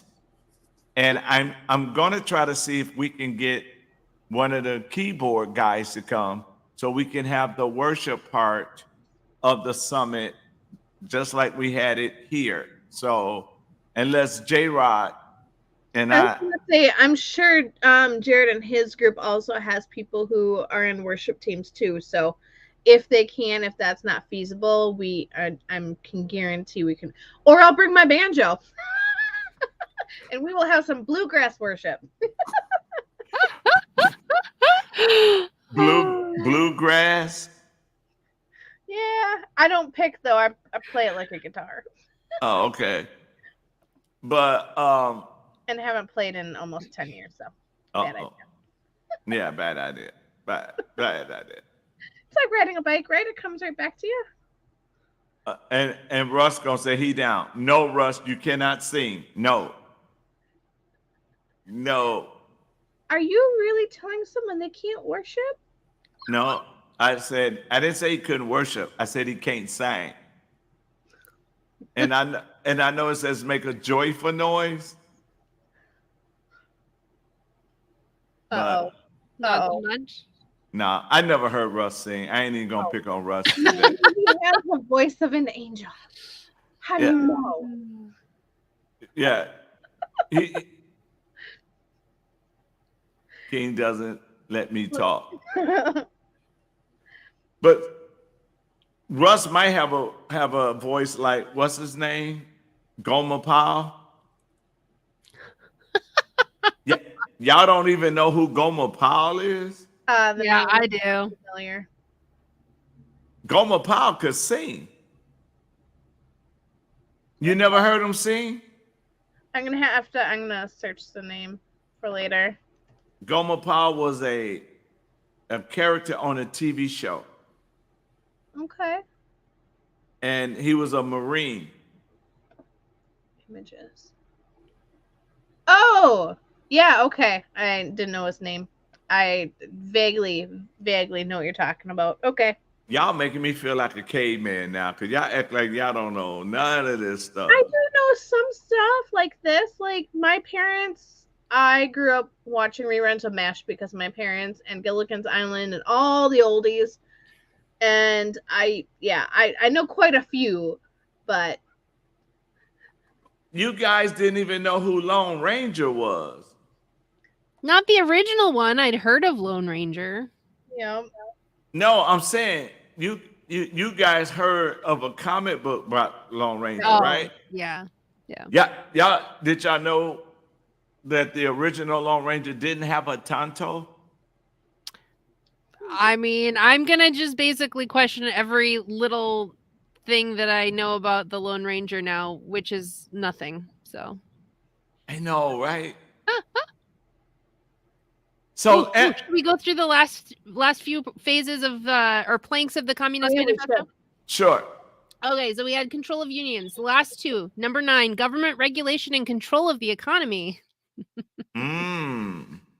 What's that? I have no idea what's happening. Hmm. And number 10, you guys are going to love this one. Free education for all children in public schools with a focus on job training. Wow. About that one, and I know I've mentioned on this call before. I do have the link saved, so I can share it afterward, but it's on my phone. Chris Ann Hall back in like 2018. Actually, I think that's indoctrination. Came up because she was. There is somebody who know Goma Powell. He couldn't even spell them right, though. Anyway, so Chris Ann Hall did this podcast series on I think it was indoctrination, inoculation or something like that. I don't know. But anyways, in one of the episodes, she literally quotes the dude who was like the first chairperson of the Department of Education or whatever it was when it was first created. Yep. And he was literally quoted. It is written down that in summary, he was saying we're training these people, we're raising them to be just good employees, good workers. Mm-hmm. We're not giving them education to be critical thinkers. Like literally he said that, and that was at the beginning of public school. Oh yeah. Oh, and you know, I mean, it's when you there look, you go. There you go. When you look at it, right? Yeah. They're telling you in your face what they're gonna do. Yes, literally. Well, and that is the hallmark of tyrants. They let you know what they are doing as they are doing it. The problem is that they let you know in such a way, especially if the education system has been taken over, that it sounds so good. Yes. And it's literally steak laced with arsenic. We are killing ourselves doing these things. Mm-hmm. Yeah, it's why I was just talking to somebody who's doing a lot of like educational reform here in our little part of Wisconsin, and they're talking about how when they first kind of organized, they had a whole bunch of parents on board, right? They were just fighting mad. It was during the whole COVID stuff, and they were fighting mad. Well, guess what? They got rid of the masks in school, and most of those parents walked away. They're like, oh, good. Yep. My kid can continue to go to indoctrination camps because now they don't have to wear a mask. And my first thought is, ladies and gentlemen, you have completely missed the point. Exactly. We're here. We are. We're protesting. We're fighting for a mask. My friend. Not the education. Yeah. Yep.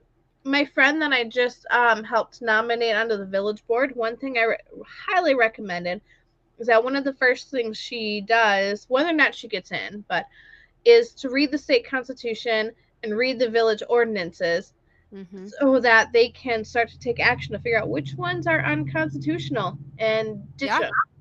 Yeah. And which ones are nonsensical and ditch them. Yeah, the Wisconsin state constitution is, with all of the amendments and all of the annotations and stuff like that, it's a hard read. It's not an easy read, but it is worth reading. Even just the first section or article or whatever it's called. Okay. Yep. Here is y'all task. You ready for this? Should we choose to accept it? You're gonna have to. Uh-oh. We have no choice. No. Hey, that makes us slaves, dude. So we're being voluntold. Well, I'm gonna use the 13th Amendment, put a loophole in there. All right. But no, I'm not sure I like the 13th Amendment all that much. I think we need to do a couple of shows breaking down Wisconsin Yes. Constitution. Let's do it. Literally 2 days ago, I posted in my county's God, y'all, started y'all about eyes got big. Both of y'all eyes said yes. I'll do it. You don't have to volunteer me. I will do it. So next we week, got to break this down. Yeah, We next week Saturday will be the first day of the Wisconsin State Constitution. Go through Article 1. Preamble. No, we'll do the preamble first. Okay. Y'all the boss. Maybe Article 1 if we can get to it. Y'all the boss, unless I don't want y'all to be the boss. No, it's interesting. Article 1 in the state constitution is the Declaration of Rights for Wisconsin. So it's interesting that that's the first part of the Constitution and not an addendum. I find that fascinating. So because Article 1 is basically the Bill of Rights in the U.S. Constitution, which I'm kind of glad to see. It was interesting and unique that that's how they did it. Yep. Yes. So we will do the Wisconsin Constitution, breaking it down. Oh, I get to nerd out again. Yay! Oh, Lord. This actually helps me because I work with people from all 50 states. And so I'm going to out myself again. I do this a lot on this show. Because I work with people from all 50 states, I have actually not read my state constitution all that well. I've briefly filtered through it, especially looking for certain things. But this is going to help me take ownership and, put my money where my mouth is and, show you guys that I'm showing up and I'm going to do the work. Well, you know what? It's gonna make all of us really tighten up some things and but that's how we do things. We normally read when we're in trouble and we'll go to get things and see, okay, what did it say about this? Instead of just reading it, so we ain't wondering, she done came back with a library. You saw that, right? Yeah, I did. Can you read it for us? Sorry. Institute on the Constitution. This is our original Constitution. You are such a nerd and I love you. I know, right? It's a copy. Sorry, it's a copy. Well, of course. And then I have the let me think of how to call it. I have the Wisconsin Constitution, and then I have also the annotated version of it copied out. So well, while you're pulling that up, I have to pull up a verse that I just read. So I just finished Esther this morning. Yep. And I don't remember. Hang on a second. Oh, wow. I love it. So yeah, I got the goods. Nice. Look at, she said, I got the goods. And I think that even those that's watching that live in Wisconsin, I think you guys need to next Saturday have all your friends, young, especially your young people, spread the word to be on this show so they can get an opportunity to know their rights in their own state. If we know our rights, then we can know when our rights are being violated. And I know we've said that before, but it is so true. If we understand the concept of human nature, of natural law and the laws of nature's God, right? Then we can understand our rights, and then our rights won't be violated because we will be fighting to actively preserve them. So yes. And tying it into our biblical constitution, our spiritual constitution. Esther. Yeah. So that's what I finished. But on my way to finishing that, I read Ezra 7:24. Ooh. Do you know that one? All right. Yes, but not like I'm not even memorized it. So you can give the context, but so it says, "Be advised that you do not have authority to impose tribute, duty, and land tax on any priests, Levites, singers, doorkeepers, temple servants, or other servants of this house of God." Yep. Y'all, the Bible is telling us we're not supposed to be taxed if we're fulfilling our God-given purpose and serving God. Yes. Literally. Yep. Well. Yep. Because the New Testament told us that we were all priests and kings, right? So we are all fulfilling our God-given purposes. And therefore, Yes. yes. Mm-hmm. And Yep. and Russ, I just want you to know it's not too early. We started already. Matter of fact, this Monday we start the retour in the city of Milwaukee, and we're hitting every library in the city of Milwaukee to have community meetings, talking on restoring family, rebuilding our community, Mm-hmm. reconnecting with our neighbors, recommitting ourselves to change our city, Amen. and reestablishing trust in our city. Awesome. So yes, so we started, Russ. It's not early. We got the ball rolling. We got the ball rolling. So if And you I want to, consider if that you want to Bible. donate, you can go to King for Mayor FORmayor.net. You can start donating now. KingForMayor.net. Awesome. Oh, there you go. Thank you, Amber, because I can't do all this. So I feel so helpful, you know. I'm trying. I actually have us muted on a video in Facebook. I split screen. Mhm. So when I'm looking over here, that's what I'm doing. Or I'm like pulling up the references that we're talking about. But There go to Ezra, I mean. Ezra. Yep. Yep. And Yeah. Esther's perfect for right before that, because it's the whole concept of we're here for such a time as this. Yes. Yes. And so when we do what we do, right? And we get the information that we know and we understand, and even the founding fathers must have read Ezra. Oh, they read their book front to back. Yeah. Yeah. Did you know they used to have sermons on things like why transportation is a biblical mandate, and what the eclipse has to do with our spiritual walk with the Lord, and Yes. they picked everything and they pointed it right back to scriptures, and they pointed it right back to Christ.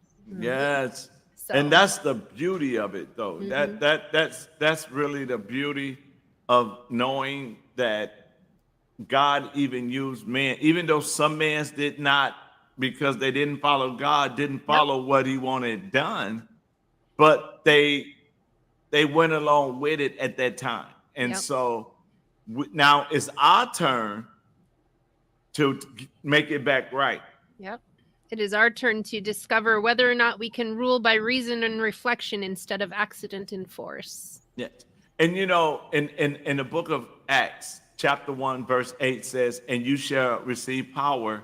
After that, the Holy Ghost come upon you, and you shall be a witness unto me. Now, when he said that, that didn't mean he wanted us to go around and say, Jesus love you.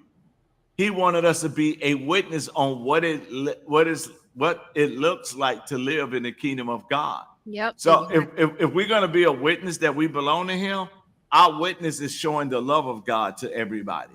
Yep. Right? Yep. Our witnessing is how we treat one another. Our witnessing is how we look out for the widows in the orphanage. Our witnessing, so our witnesses are not running our mouth. Our witnessing is our actions. Yep, exactly.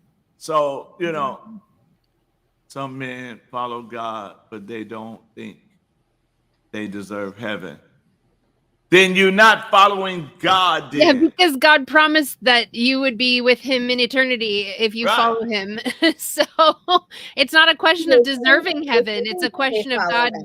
Yeah, it's not a question of whether or not you deserve heaven. You don't deserve heaven. None of us do. Exactly. There's no one good. No, not one. Right. Right. Only God is good, and so therefore, that was the whole conversation that he had with the religious leaders, asking who is good among you, right? Yeah. No one. There's no one good but God. And then they were like, oh, wait, are you calling yourself God? And he's like, yeah, kind of. You know, right.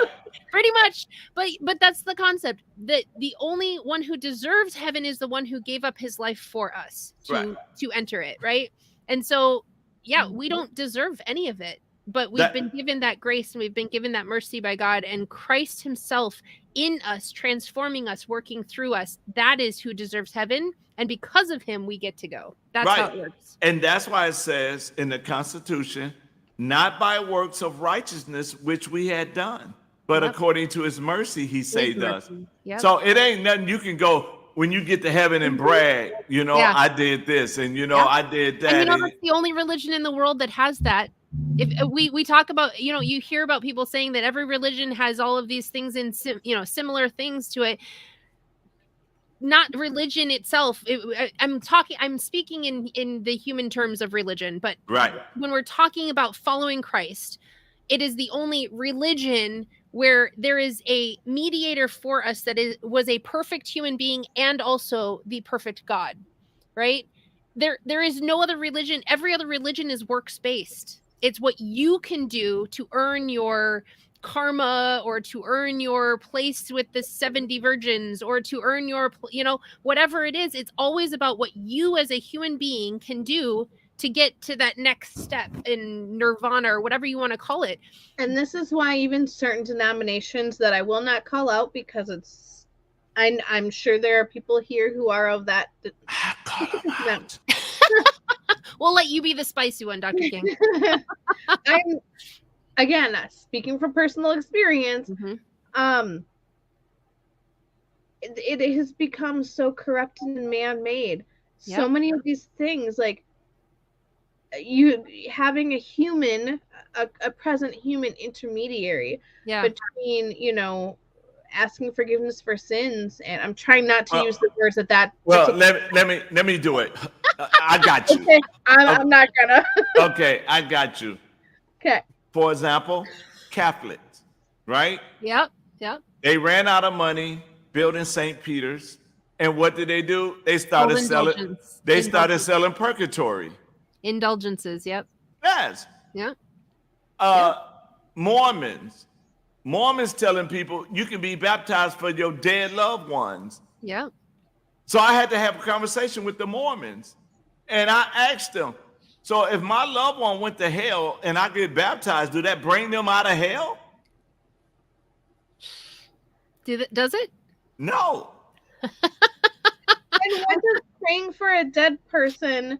I mean, you got their soul's already, the second they died, their soul was it was set in stone where they were going. Yeah. I mean, but here's the thing though.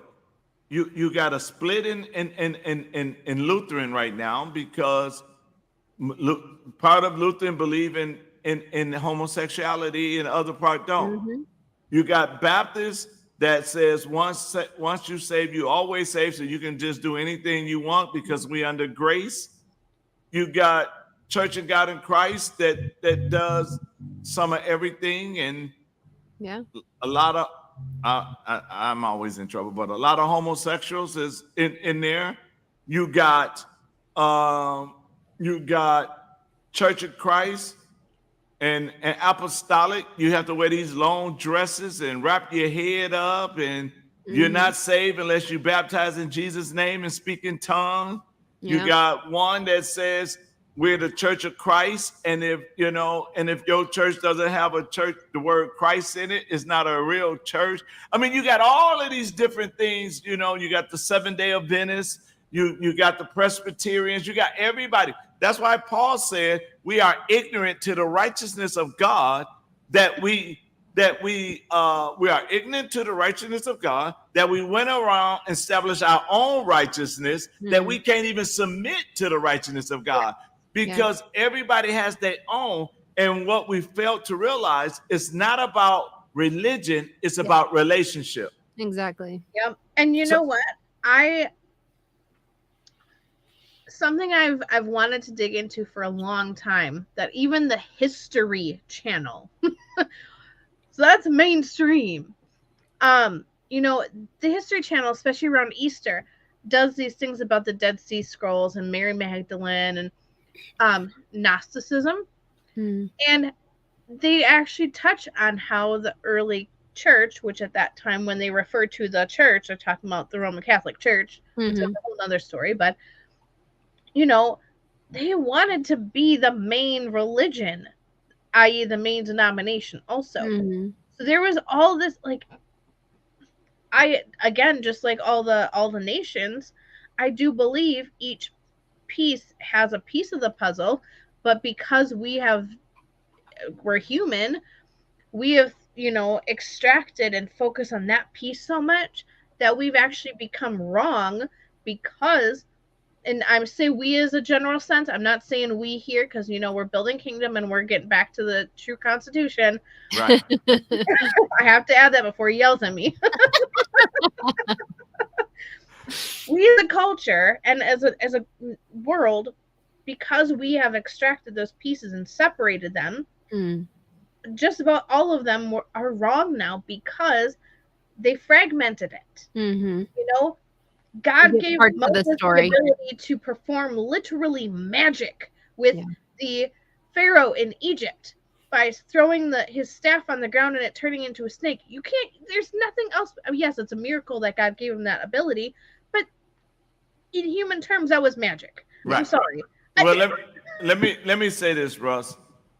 Your mom says it was her biggest mistake. Let me explain something to you, Russ, that you need to understand. In Jeremiah chapter 1, verse 5, God said, before I formed you in your mother's womb, I knew and approved of you. Let me read it to you out of the Amplified version, Russ, so you get an understanding. You know, people always say, well, because of you, you was a mistake, or you this and you that. No, you was in the plan, and you just got to accept that you was in God's plan. Yeah. This is what he said to you. He says, before I formed Russ in the womb, I knew and approved of Russ as my chosen instrument. And before Russ was born, I separated and set Russ apart, consecrating Russ, and I appointed Russ a prophet to the nation.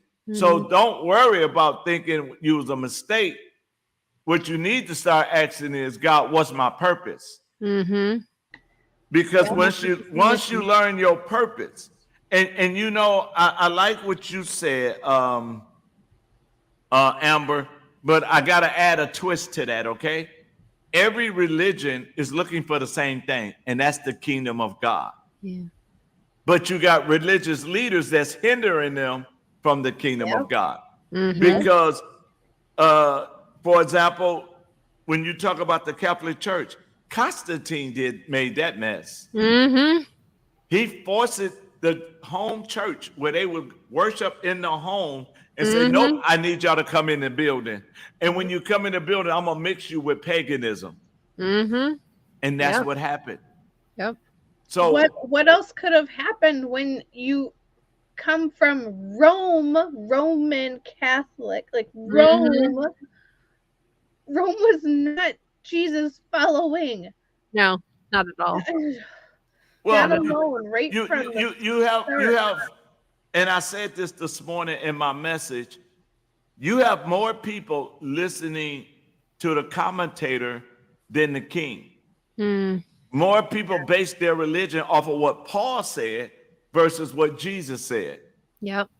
Or their pastor. Yeah, or their pastor. Yeah. I read and I know I've suggested this book before. It's called Pagan Christianity, and it really dives into the history of how the Christian church got paganized. Basically, it just the idea of we pulled all these things into it as if that was now they have to have a seminary degree in order to preach the gospel or to speak the word of God, and it's just like regulations go that nonsense with that is so every one of us. That is, listen, when you start to look at the church is doing the same thing that they trying to do to the country. Bingo. Because the churches, instead of influencing the culture and changing it, they are embracing the culture and condoning it. Exactly. So when we start to look, and when you start to dig in and you understand the mysteries of the kingdom, which was given for us to know. Yep. Then not just the pastors. Not just for pastors. No. If you sit for all of us. Listen, I teach the colony of citizens that you don't have to tell me you're not coming to church. Go talk to the king. That's between you and the king. Yep. That's not between me and you. That's between you and the king. Yep. Exactly. And if you can give that king the excuse you was going to give me, then fine. Yep. Yep. You know, and Yeah. there are certain things I can't. Wait, I thought we're not calling it church anymore. I don't have a church. I have a. Ecclesia. I have an ecclesia. And we meet in a embassy. I am not a Christian. I am a citizen. I'm just teasing because you said if you're not coming to church, you don't answer to me, answer to Right, stuff. because some of them is still religious mindset. Right. We do. It's like when you go to a different culture and you have to learn their language in order to get a message to them, right? We're learning the we've got the language so we can get those messages to them in words that they understand. Right. Yep. Until we can change their language, guys. Yeah. Yep. Until we can change their language and say, hey, look. Yeah. This is what it's about. This is what you should do. This is where you should go. This is how you should say. This is where you need to find the information. I'm not going to give you the information, but I will tell you where to go find it. Yep. Exactly. And that's the ticket. And that's exactly, we need more people like, spreading that, like, it's the teaching a man to fish thing. Like, if he doesn't even know that you can fish, there's no way he can even learn how to fish until he knows that you can. Yep. Yep. You know. So giving somebody a fish once in a while is not a bad thing. It's when it's not a bad thing. When they start expecting that that's what they're going to get for the rest of their life. Now, I give you a fish if you went out fishing today and you didn't catch anything. Yeah. Then I give you a fish. If you're doing the work. Yeah. But if you just sitting at home, you just gonna be hungry. Yeah. Because the Constitution said if a man don't work, he don't eat. Yep. At least put some work in, then I feed you. Yeah. You ain't gonna put no work in. Yeah. Well, and that's the whole concept of us choosing to do charitable things, choosing to live generous lives, because we're not going to be giving our money away to the bum on the street we know is going to go and grab some drugs, right? We're going to be giving our money away to the guy who comes in and says, I'm down on my luck and I need a job. Can I work for you for a while? You don't even have to pay me right now, just maybe some room and board, right? Or somebody who is actively seeking the truth, actively seeking a way to be a part of this world, to be a part of the kingdom, whatever it is, right? That is, we're not like, think of all the people that Jesus healed, the blind man, the lame man. They were calling out for him. They were seeking him. And he found them, right? Yes. It wasn't the people, it wasn't the dozens more in that pool of Siloam who were just sitting there waiting for a miracle to happen with moving water. It was the ones who trusted that there was a miracle maker, right? There was a mercy giver behind it. And those were the ones, the lives that Christ touched. It wasn't the ones who sat back and did nothing waiting for somebody else to fix it, right? Right. And right now, you don't know who to help because everybody with a sign is not down out of luck. Yep, exactly. Some of them will dress like a bum, sit out there for hours, get the money, and go get in a Lexus. Yeah, they're professional. What do they call them? Professional buskers or whatever you want to call them? Panhandler. Panhandlers. Yeah, professional panhandlers. They're milking people with sympathy and everything, and it's just like, no, you look for the people who need it. And that's why we need to use discernment and also just being a really conscious and effective listener. Right. You don't have to be feeding the homeless if your best friend is really struggling being a new mother and just needs you to come watch her baby for 15 minutes so she can take a shower. Yep. You don't have to stand outside of an abortion clinic if you know of a single woman who is in need of somebody to adopt her baby, right? Or if we start, instead of being there and started preaching abstinence, keep yourself pure. Yep. A lot of stuff we wouldn't have to do if we do what we were supposed to do. Yeah. Right. And so when we teach the best way to live, not Right. this. And it's a both and kind of thing. Yes. Because but you gotta go ahead. Because for so long we haven't been taught these things correctly and in a positive uplifting way, not as a punishment kind of way. Yeah. But doing it simultaneously while we're teaching the correct way to the new upcoming, and helping, because that's again with both the state of the world kind of stuff and stuff. First, we got to clean up the ecclesia. Yep. Right. Because a lot of this stuff is happening in churches, not the true ecclesia, but it's happening in churches. Yep. And so when you look at helping, right? There's this one sign that I saw at Walmart, and I thought it was so cute. It was a cute sign of honesty. Okay. And he was holding up this sign, and he says, "I'm not homeless. I just want a beer." Nice. Well, yeah, that's honest, I guess. Yeah. He was honest. Yeah. I'm out here because I want a beer. No, I almost respect that. No, I respect it to the fact I gave him a couple of dollars. Oh, no. Nice. See, like for me, I still struggle condoning. Because now you're judging. That's judging. And I tell you. But wait. Let me tell you why I say that. I was at the gas station one day, and a guy was outside the gas station, and he asked me for $2. And I said, "What you gonna do with my $2? Keyword, my.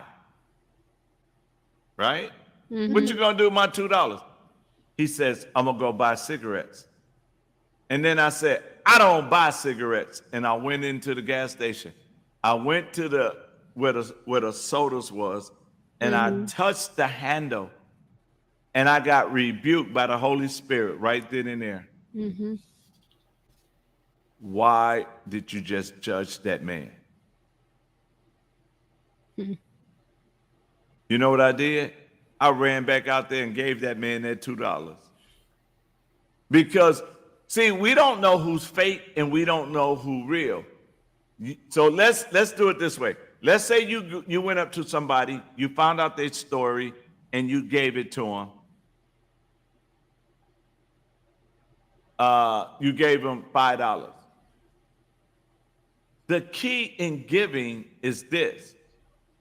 Not that you gave the $5, but the way you gave the $5. In other words, what was in your heart when you gave the $5? Here, but you need to get a job. Here, but I mean, if we're condemning and we giving, because but I would say that there is also that's money that God gave you, and we're called to steward it well. And so we have to be careful giving it to okay, so I don't condone cigarette smoke because it causes cancer. It has massive health problems involved in it. And so it's literally hurting our temple. Yeah, it's hurting our temple. So why would I give them money to hurt their temple? Okay, Isn't that working against God? Well, against his kingdom?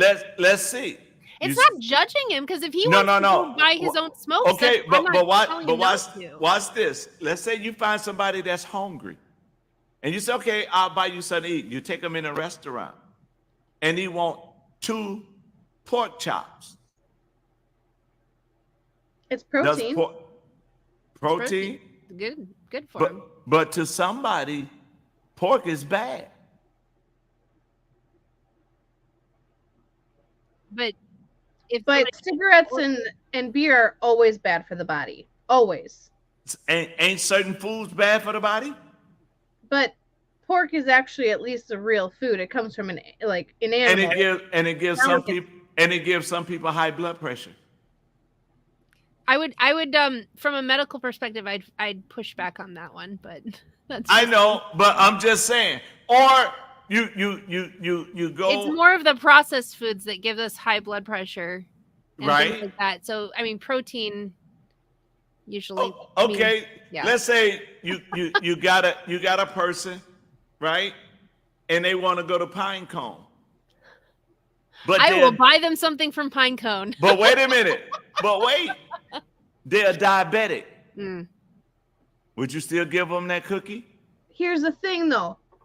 Would you? You don't know Would that you they're give? diabetic necessarily, unless you ask. Do you ask if they're diabetic? Do you ask? No, if they have, but let's just say you know they're diabetic and they hungry and you feed them and then they want something sweet. Do you tell them not to have that, or are you going to allow them that personal responsibility?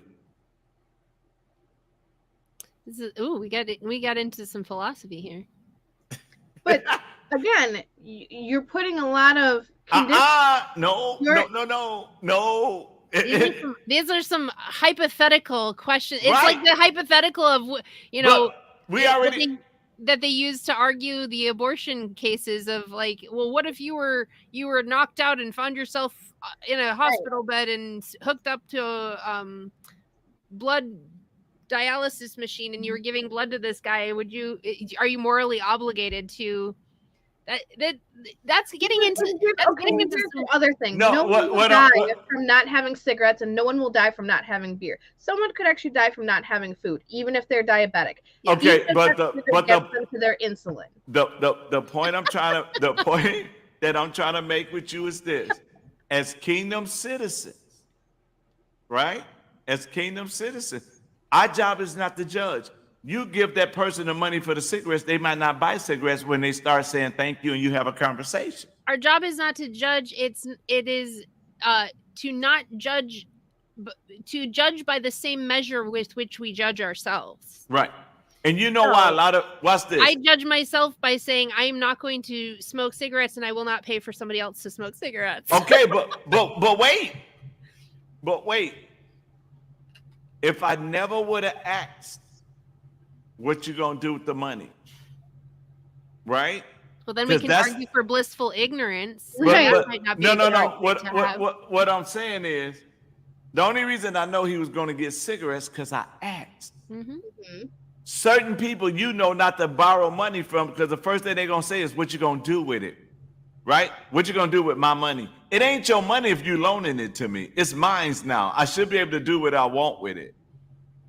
And that's where, for me, I've always felt led to have conversations with people to figure out what their need is and figure out how I can help serve them. And I mean, this is coming from a place where I've grown up with not having financial, abundance to really give much.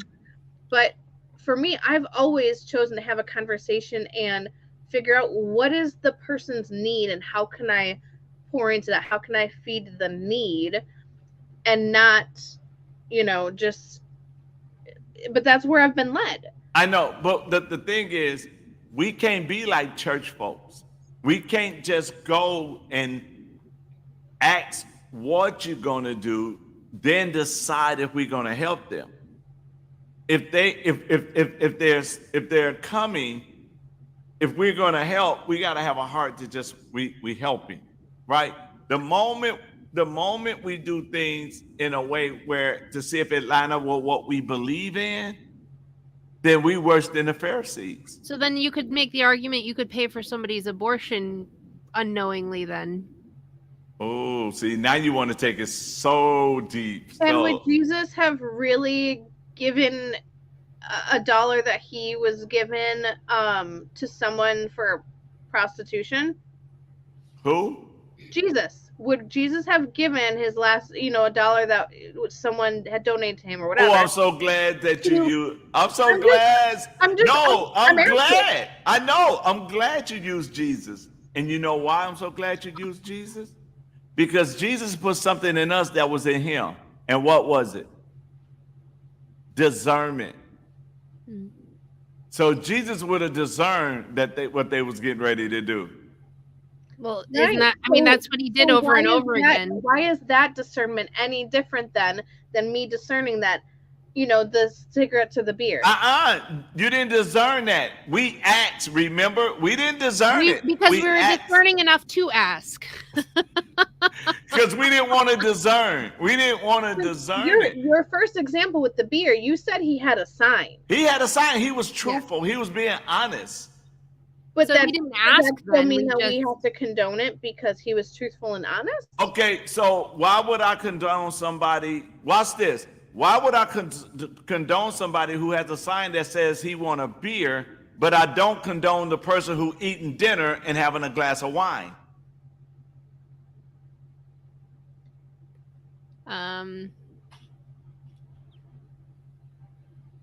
What? Yeah, that's what I thought. No, I don't understand the comparison. I'm sorry. No. So Okay, then you could turn around and argue that Paul told Timothy to take wine for his stomach troubles. So maybe that person has stomach troubles and is drinking a glass of wine to help that. Okay, but these people ain't got no stomach problem. They drink So wine. we are really jumping into the weeds here because Hey, there's I a know, lot of but- hypotheticals and But no. uncertainties about it. But no, what I'm saying is this, right? And I tell people this all the time. We got a lot of X, but let me just go back to that for a minute, then I'm gonna talk about the X.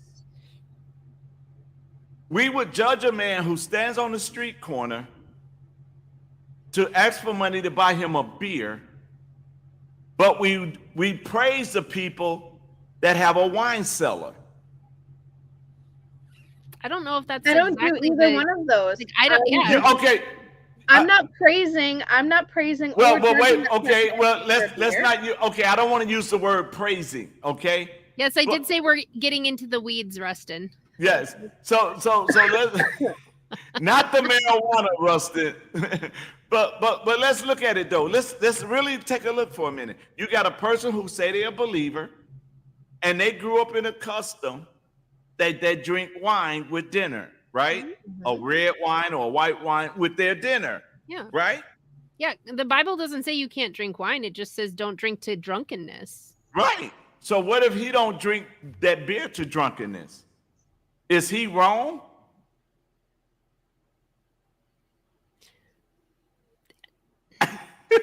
No, I don't think that was the point, though. No, but but what I'm saying is, but we'll judge him with that sign. But the ones who have it, I give you an example. I give you an example. Everybody laughing at us now. I think here's where. Wait, no. Wait, watch No, no, this. no. Watch this before you jump in. Let me talk about the X. Everybody is an X something. Everybody Christ cleaned up is an X something. You might not have the same X that I had an X or anybody else. For example, you got two types of prostitutes that God cleaned up in the church itself.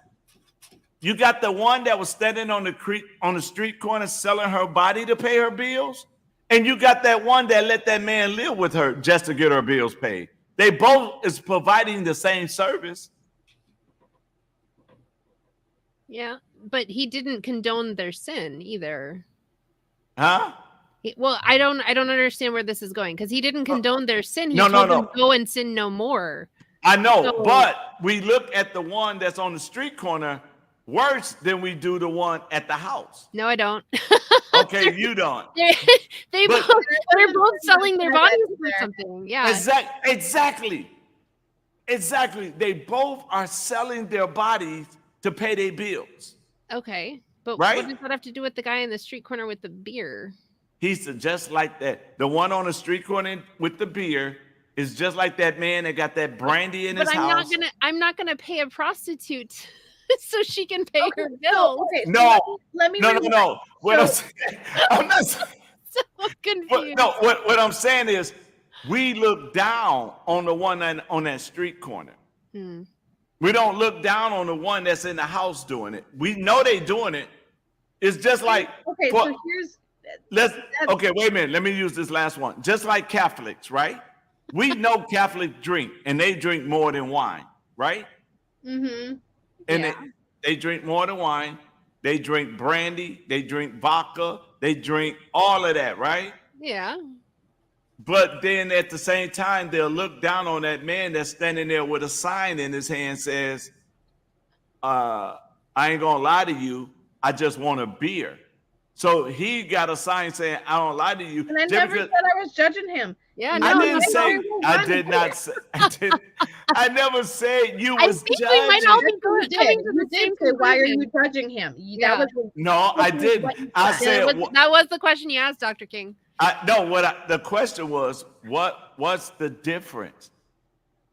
That was not the first thing you said, though. So don't say you didn't say it, because you did say it. It's Why are recorded you too. judging We've got him? this. I'm gonna go back and watch the tape. I'm gonna go Yeah, back. you did explicitly say, why are you judging him? And here's the thing, I'm not. Yeah. What I'm saying is a want versus a need. That really, I guess, is where I should have started. That's where you okay. See, there you go. You took me down one street, but you really want to go down another one. Right. I think it was cross purposes. In the conversation, I realized I was not as clear on, on that. Potato, right? But they're not, though. Yeah. If you just want something, that's different than needing food because you're literally on your last leg, and you very well could die overnight because you are so starved. There is a difference, and that's again where the discernment comes in. Well, knowing, being led to know if something is a want versus need and how to actually help a person. Yeah.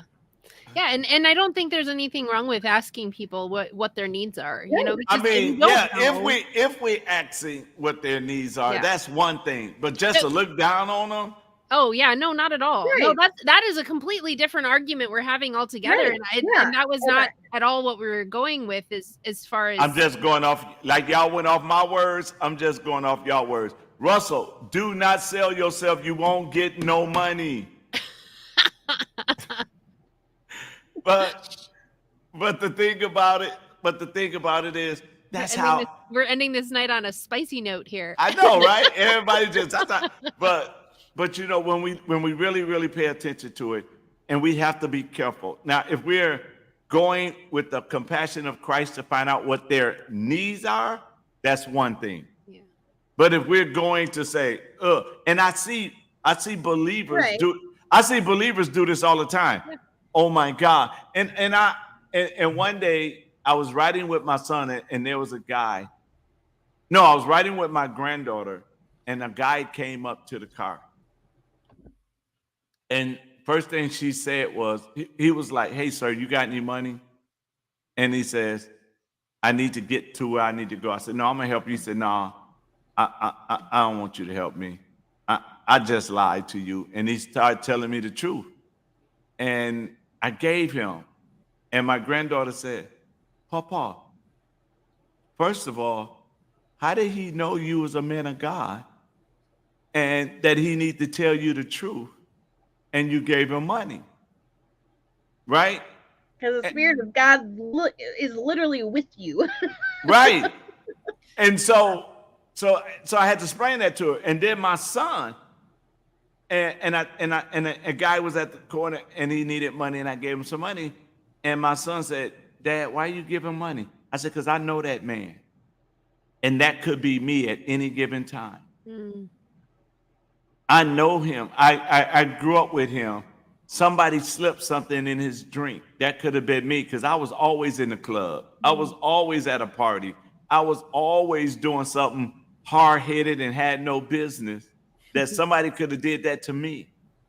So we could be that anybody we see that's begging. Well, I don't want to use the word begging. Let's use the word panhandling. Even though begging, they did. Because even Jesus, what did Peter and John say? "Silver and gold we have none. But what we have, I give to thee." Right? In the name of Jesus Christ. Right. Nazareth, rise up and walk. There you go. So we have to look at the condition. How did you get there? So we can get you out of it. And then we say, like Jesus said, now go and sin no more. Go and not get caught back up in what you just got brought out of. And that's the interesting thing that I really want to pull out of this whole conversation is we meet their needs where they're at. and then we tell them go and sin no more, right? Like Right. that was always the order in which Jesus did it. It wasn't go and sin no more and then I'll fix you up, then I'll get you clean. Right. It was, and I think a lot of churches do that, where it's like you got to be clean before you walk through these doors, and then we'll have you here. I Hey, know. let's do this, okay? Let's all get some raggedy clothes and let's go in all the churches and see how they treat us. There you go. There you go. Then we'll know. I know Then some we'll. Catholics who dress up in rags and pretend to be homeless to see how their own congregation would treat them. Yep. And- there's and a then- book called What Would Jesus Do? And it's that story of this entire congregation who ignored this guy, this Yep. beggar or whatever he was, ignored him, and then he came into their church on Sunday and said, "This is what Jesus is, because I don't want it. I don't want him if this is what Jesus is." And then he dies, and then it changes the entire church. It transforms that entire congregation into an ecclesia. So Right. Let me tell you what happened to me, and one of the weirdest places ever. My car broke down. The water pump broke, and the water went in the engine, destroyed the engine. I'm on the freeway. Me and two of my friends, we was on my way to Mississippi to pick up my daughter and bring them back to Milwaukee. And this 18-wheeler pulls over. And when he pulled over, he picked us up and took us into the town. And okay, yes, we all are. Okay. Wait a minute, what did I do? Okay. So he pulled over, right? And he picked us up. So we driving. And he said, we talking, he said, "I'm not saved, but my wife is saved." And he said, "I just happened to be driving down the highway and a song came over that said, 'Pull over and pick somebody up.'" nice. So he did. That's And like that was Jesus slapping him in the face with it. exactly. But he took us to a town that wasn't that far from where we broke down, called Salem, Illinois. Wow. Salem. Now, when I think of Salem, I think of witchcraft. Oh, I was thinking Jerusalem as in the city of peace, but okay. No, I was thinking witchcraft because, most Salems in the United States, they are known by witchcraft, especially on the East Coast, right? So I'm we thinking, need to redeem that one. yeah, I know. So I'm thinking witchcraft. So we get there, and I said, "Wow, thanks for dropping us off." And the guys with me said, "What are we gonna do?" I said, "We're gonna find a church." So we go to this church, and there was a deacon there, and we told the deacon that we were broke down. The deacon took us to the police station. Now, mind you, my mindset was he taking us black people to the police station. we came to the church for help, and the church taking us to the police station. Oh my goodness. So we get to the police station. The police station have a malevolent offering at the police station that they paid for our hotel room. Oh wow. And the police officer that took us was saved. Wow. So we get to the hotel. The lady that worked in the hotel was saved. She called her sister who worked at Denny's. So when she checked us in the hotel room, she told us, "Now go over to Denny's. They're going to feed you guys for us." Aww. So we go over to Denny's and they feed us. So we go back to the hotel. I tell the deacon, we're coming to church in the morning. This is the part I love the most. We get to the church. You can tell they didn't have a lot of blacks come to the church. So when we got there, they greeted us with love and everything. And they said, "Brother, we shout at this church." I said, "I shout?" They said, "Okay, brother, we speak in tongue at this church." I said, "I speak in tongue?" He said, "Well, Thank God, And so they started the worship service. We worship it. We having a great time. What we didn't know was the deacon went and round up some men of the church and the women of the church. The women of the church cooked all the food, and they gave us food for me to keep going to Mississippi to get my daughters, and for the men to go back to Milwaukee. They brought all of our tickets. They brought both of their tickets to go back to Milwaukee. They brought my ticket to go from Salem to Jackson, Mississippi. From Jackson, Mississippi, back to Milwaukee with my daughters. Wow. The mechanic told my car, showed me how the engine was gone, gave me more money for my car than it was worth with the engine broke. Then they took us and drove us to Indianapolis to make sure we were safe getting on both of our buses going our way. Wow. Mm-hmm. That's beautiful. So when we got there, I mean, it was nothing but God sent. Everything that took place, right? Yeah. And I'm sitting there like, wow. And the guy's looking like, God is good. Yes, he is. All the time. Because you never know. You never know how God set you up, how he wants you to experience his love. Mm-hmm. Can you imagine, though, if they would have did us like city folks and say, why your car break down? Didn't you know the water pump shouldn't have broke down? I hope you got money to get to the city, Yeah. But they treated us, I mean, so wonderful. Yeah.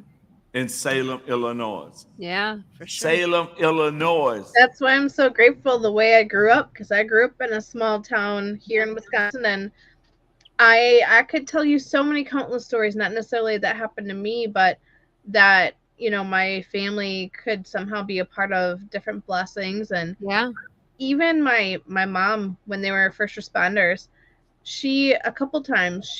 one time she got to.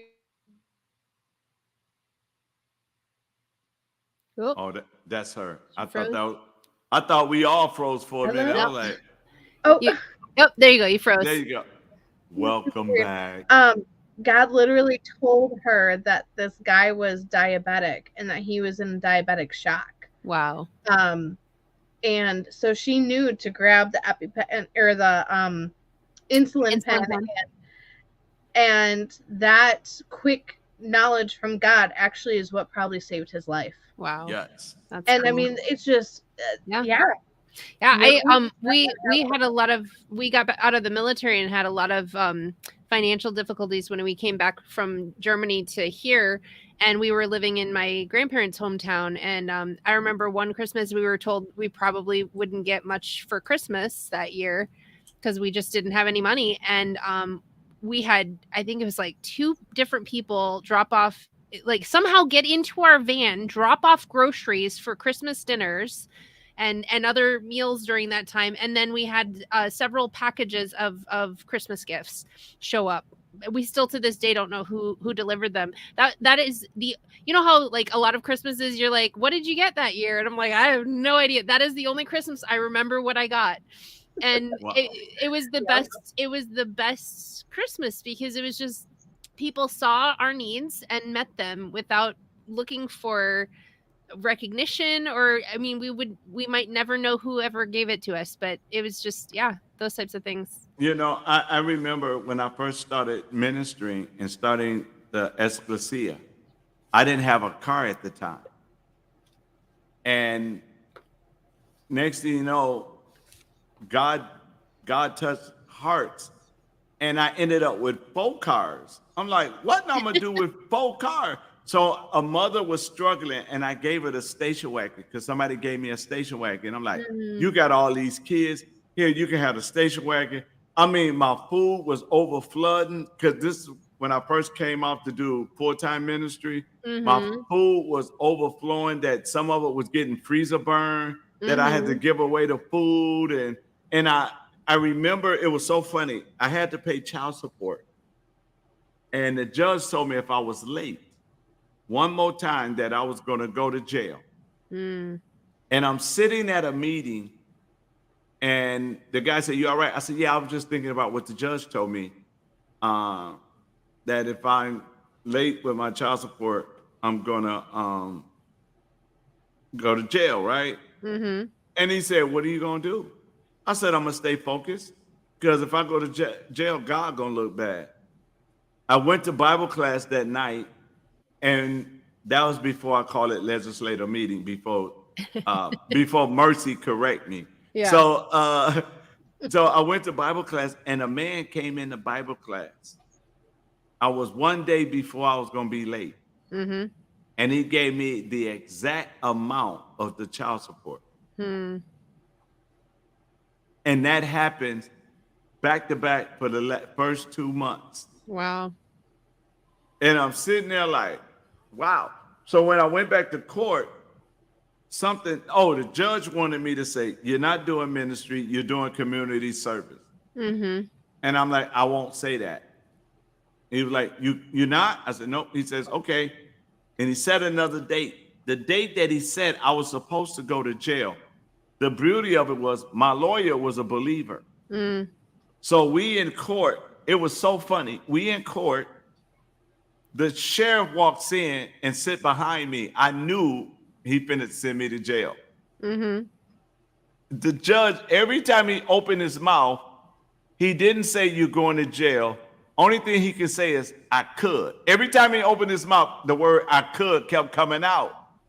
And we watching him, me and my lawyer, we watching him. And he wanted to say you're going to jail, but he couldn't. God wouldn't let him say it. Every time he opened his mouth, he said, "I could." And then he got so frustrated, he was like, "Just get out of my courtroom." And the sheriff was like, "Why did he waste my time? Yeah. I came to get this guy. Why you wait?" So my lawyer started laughing, right? He was like, "You know what just happened?" Right? I said, "Yeah, God." So then they switched judges. When I went before the next judge, it was a lady. And I'm getting ready to explain myself, and she said, "Mr. King, you ain't got nothing to say." And I'm thinking she finna get me, right? Mm-hmm.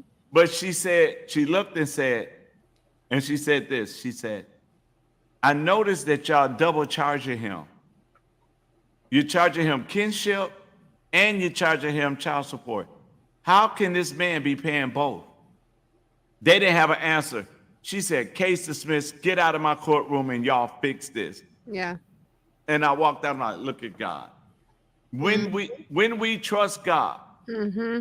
and allow God to be God in our life, that's when things go awesome. Yep.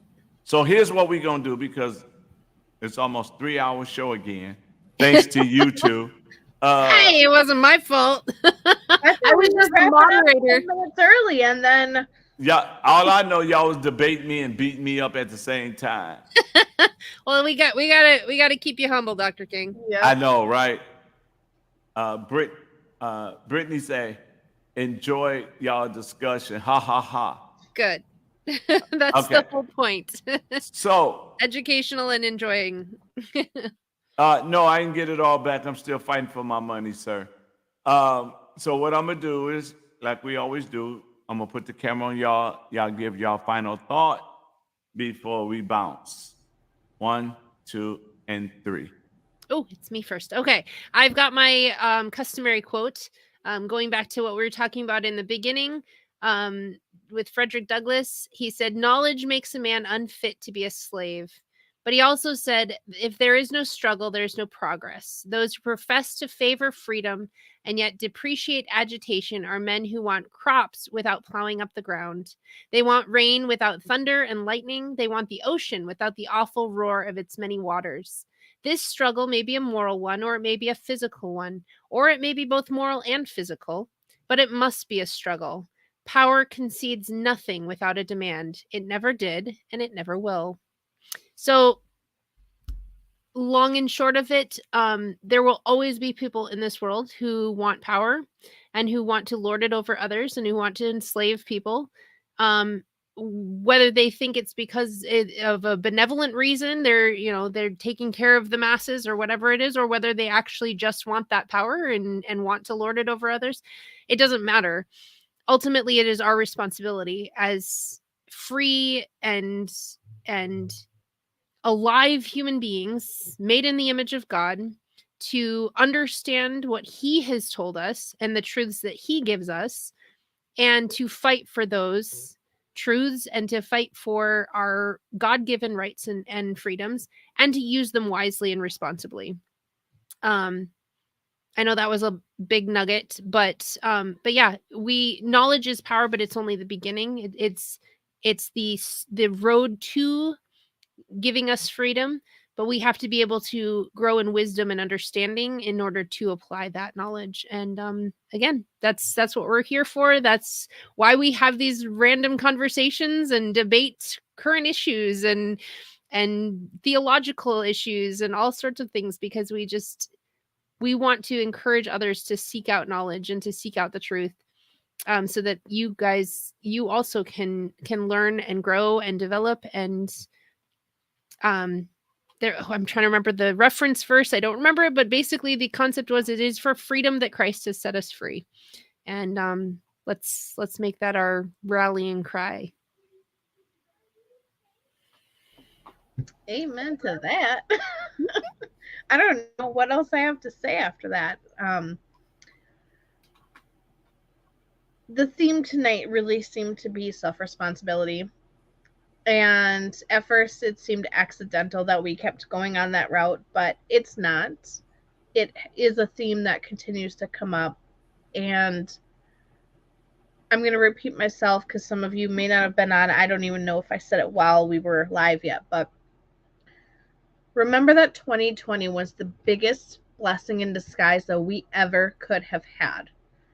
Because we got that 2020 vision. We got that clarity of what on earth is going on, or what is going on earth, depending how you look at it. Now that we know what the problems are, and now that so many people are coming out of the woodwork, like the three of us, like our entire community, like all of these other leaders across the country who are sharing these resources, sharing this knowledge that was all but practically forgotten, now we can do something. Because when you don't know what you don't know, you don't know what to do. You don't know what you're missing. Now we know what pieces are missing, and now we have resources that can help us figure out how to do something about what's missing. But it is up to each and every one of us, not but, and it is up to each and every single one of us to take that self-responsibility to continue to grow and learn how to do it for ourselves. No one is coming to rescue us. There is no white rabbit, no white knight, nothing. No one is coming to save us. Jesus. But here on earth, the battle is ours. We need to rely on God giving us, direction. But we have to actually do something with that guidance, with that direction. So take action, keep showing up with us, keep doing the things that we're suggesting, the things that we bring up, reading the resources we share, all of these things, setting up ministries if that's where you're led, and helping spread the word. Well, and I guess it's my turn. So let me try to do it like this.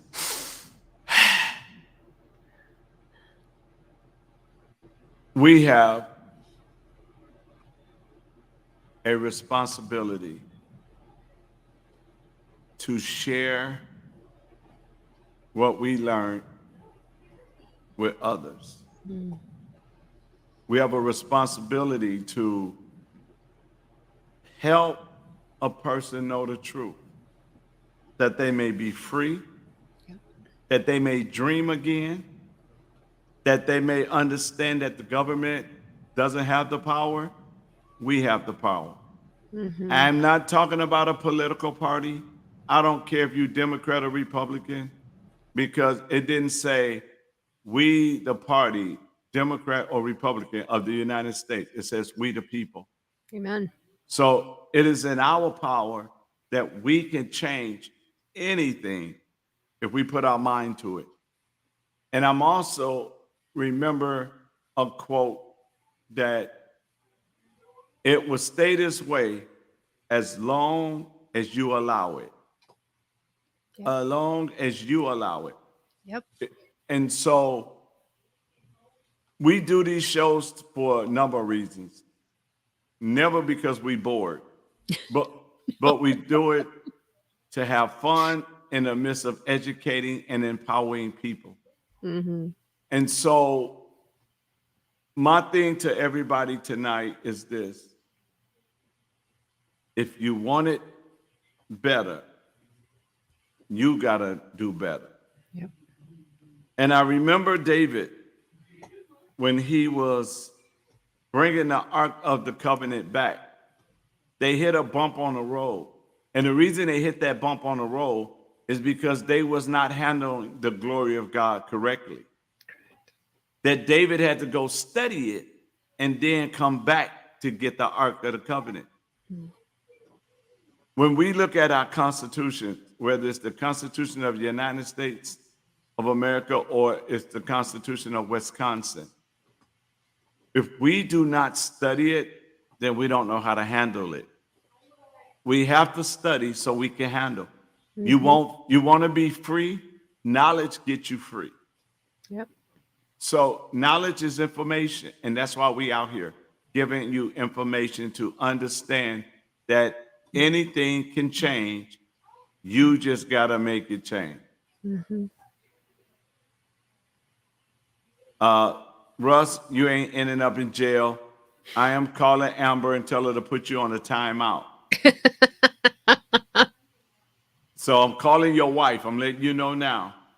But we have to look at it this way. We have actually two choices. Get up or stay down. There's nothing in the middle of standing up. Don't tell me, well, I can squat. No, I don't want to hear that. You can't run squatting. You can't run. Have you ever seen those Russians dance when they squat? I was going to say, is that a challenge? That's a challenge. My dad used to be able to do that, by the way. Listen, you squat and I run, and let's see who get there. Well, the tortoise and the hare. I mean, the tortoise. I'm kidding. I'm sorry. I'm distracting, and we're not going to. No. You're good. You're good. But here's the thing. Here's the thing. They lied. Ain't no turtle moving that slow gonna beat a rabbit. Rabbit's lazy. It's not even scientific proven that you put them there unless they running cross country. No, but the whole moral of that story was slow and steady wins the race. And that's what we need to remember. We cannot rush into something and destroy America because we're accident and force. We need to use reason and reflection, quiet study. Like we were talking about last week about crisis, right? How many things are actually a crisis? Right. Not many things. It takes more than a week to go through a bill and figure out, is this going to actually be for the general welfare of the people or not, right? Exactly. And I mean, a better comparison of the rabbit and the tortoise might be like comparing a quarter horse to can't think of the other name, but like one that's a stallion. Like purebred. Like, I don't remember if it's like purebred or whatever it's called. It's like an acronym. A stallion. Maybe. But so like a quarter horse, like one of them is really good at like the really short, sprint things, and the other is built for the long-term endurance. So maybe that's a better comparison. Well, yes. It's because the turtle. Endurance. We in this condition because of turtles. We move too slow. Look at the spring election. It's next month. How many people know who's running in a spring election? I do. Yeah, we do because we up on it. But the average person, they don't know. Yeah. And here's the thing about it. They do that on purpose. They help, but we can't even you know what? We can't even blame them because it's us who don't want to study, who don't want to do the homework. Because it takes time. It takes time away to get knowledge. Yep. You don't get knowledge because you just scan through it. Just like I tell people in Matthew chapter 4, verse 17, we read it and says, from that time on, Jesus said, repent, for the kingdom of heaven is at hand. Mm-hmm. So I read it so fast, that means, okay, I got to stop sinning because the kingdom of heaven is at hand, right? But when I study it, it said, oh, wow, that word repent means to change my mind. Now it's a whole different concept. Just like we found out at the Constitution thing, right? We just those two words, to and of. Mm-hmm. Now it's had totally different meaning, right? Yep. So that's what, but a lot of people don't want to take time to read. Yeah. Because they think they're missing something if they just stop. But here's the problem: if you don't slow down and read, you're missing something. Yep, exactly. So, we got to do it. And next week, we're going to be teaching the Constitution of the state of Wisconsin. Woohoo! I am looking forward to it. Bring your notebooks or just share. And I guarantee you guys is going to have some fun. And since we're talking about the Constitution, we already know Stacy is going to bring up the pine cone. So maybe we'll get a what you call it? A Wisconsin cream puff. Yummy. Something like that. Or some cheese. Cheese. Just no Packer gear. I'm gonna wear my Aaron Rodgers shirt just for you, Dr. Funny enough, I'm wearing my college. I'm not my college shirt. But I'm not a sports person, so you won't have to worry about me wearing any. That's all right, because I'll be ready for her, because I'm gonna have my Pittsburgh Steelers jersey on. So when she come with it, I'll be ready. One recommendation I would make in preparation for next week, y'all, is take a look at the state constitution, at least the preamble and the first article or section, whatever they call it. Just take a look at it, even if you just look at the headings at a minimum. But look at it. If you literally type Wisconsin State Constitution in any search browser, you'll find it. It's like the first link. Yep, So, it'll bring you to a PDF document on their site. And see, I was finna mess with you and say, now where do you get the Constitution from? Google it. Google has everything, guys. Don't you know? Don't use Google. I'm just kidding. I'm just kidding. But you could still use Google and still find the state constitution. But wait a minute. Or something like that. Is they gonna give us the original Constitution, or is they gonna give us Google version of the Constitution? It's on the Wisconsin state government's website. Yeah, you never want to look for these types of legal documents from anywhere except like the official source, because who knows if that law office is actually quoting verbatim or just giving their summary or their interpretation. So you always want to, even Hillsdale College, like if they're referencing the Constitution, go look at the Constitution. Don't just take their word for it. Go verify it. And I can tell you their Constitution course is excellent. Yeah, but no, I still read my Constitution. Yeah, exactly. Like I think they're great. I'm just saying. Yep. Verify. Oh yeah. It's the same thing with the Berean idea, where you don't just listen to the pastor telling you what the Bible says. You read it for yourself. You learn it for yourself.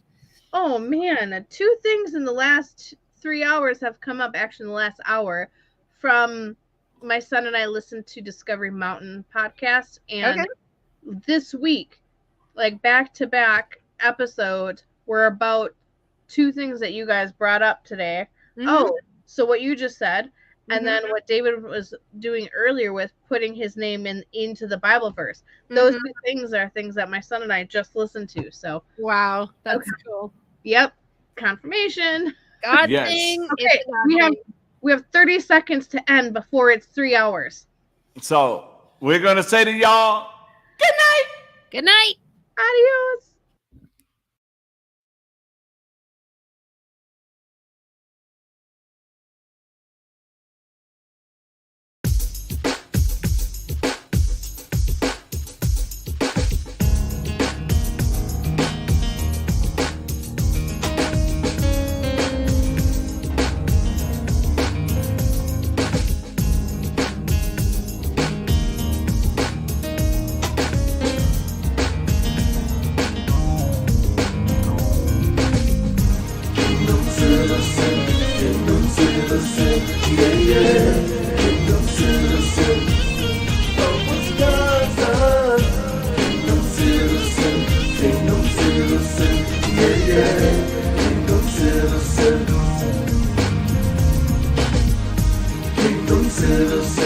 Kingdom citizen, yeah, yeah, kingdom citizen.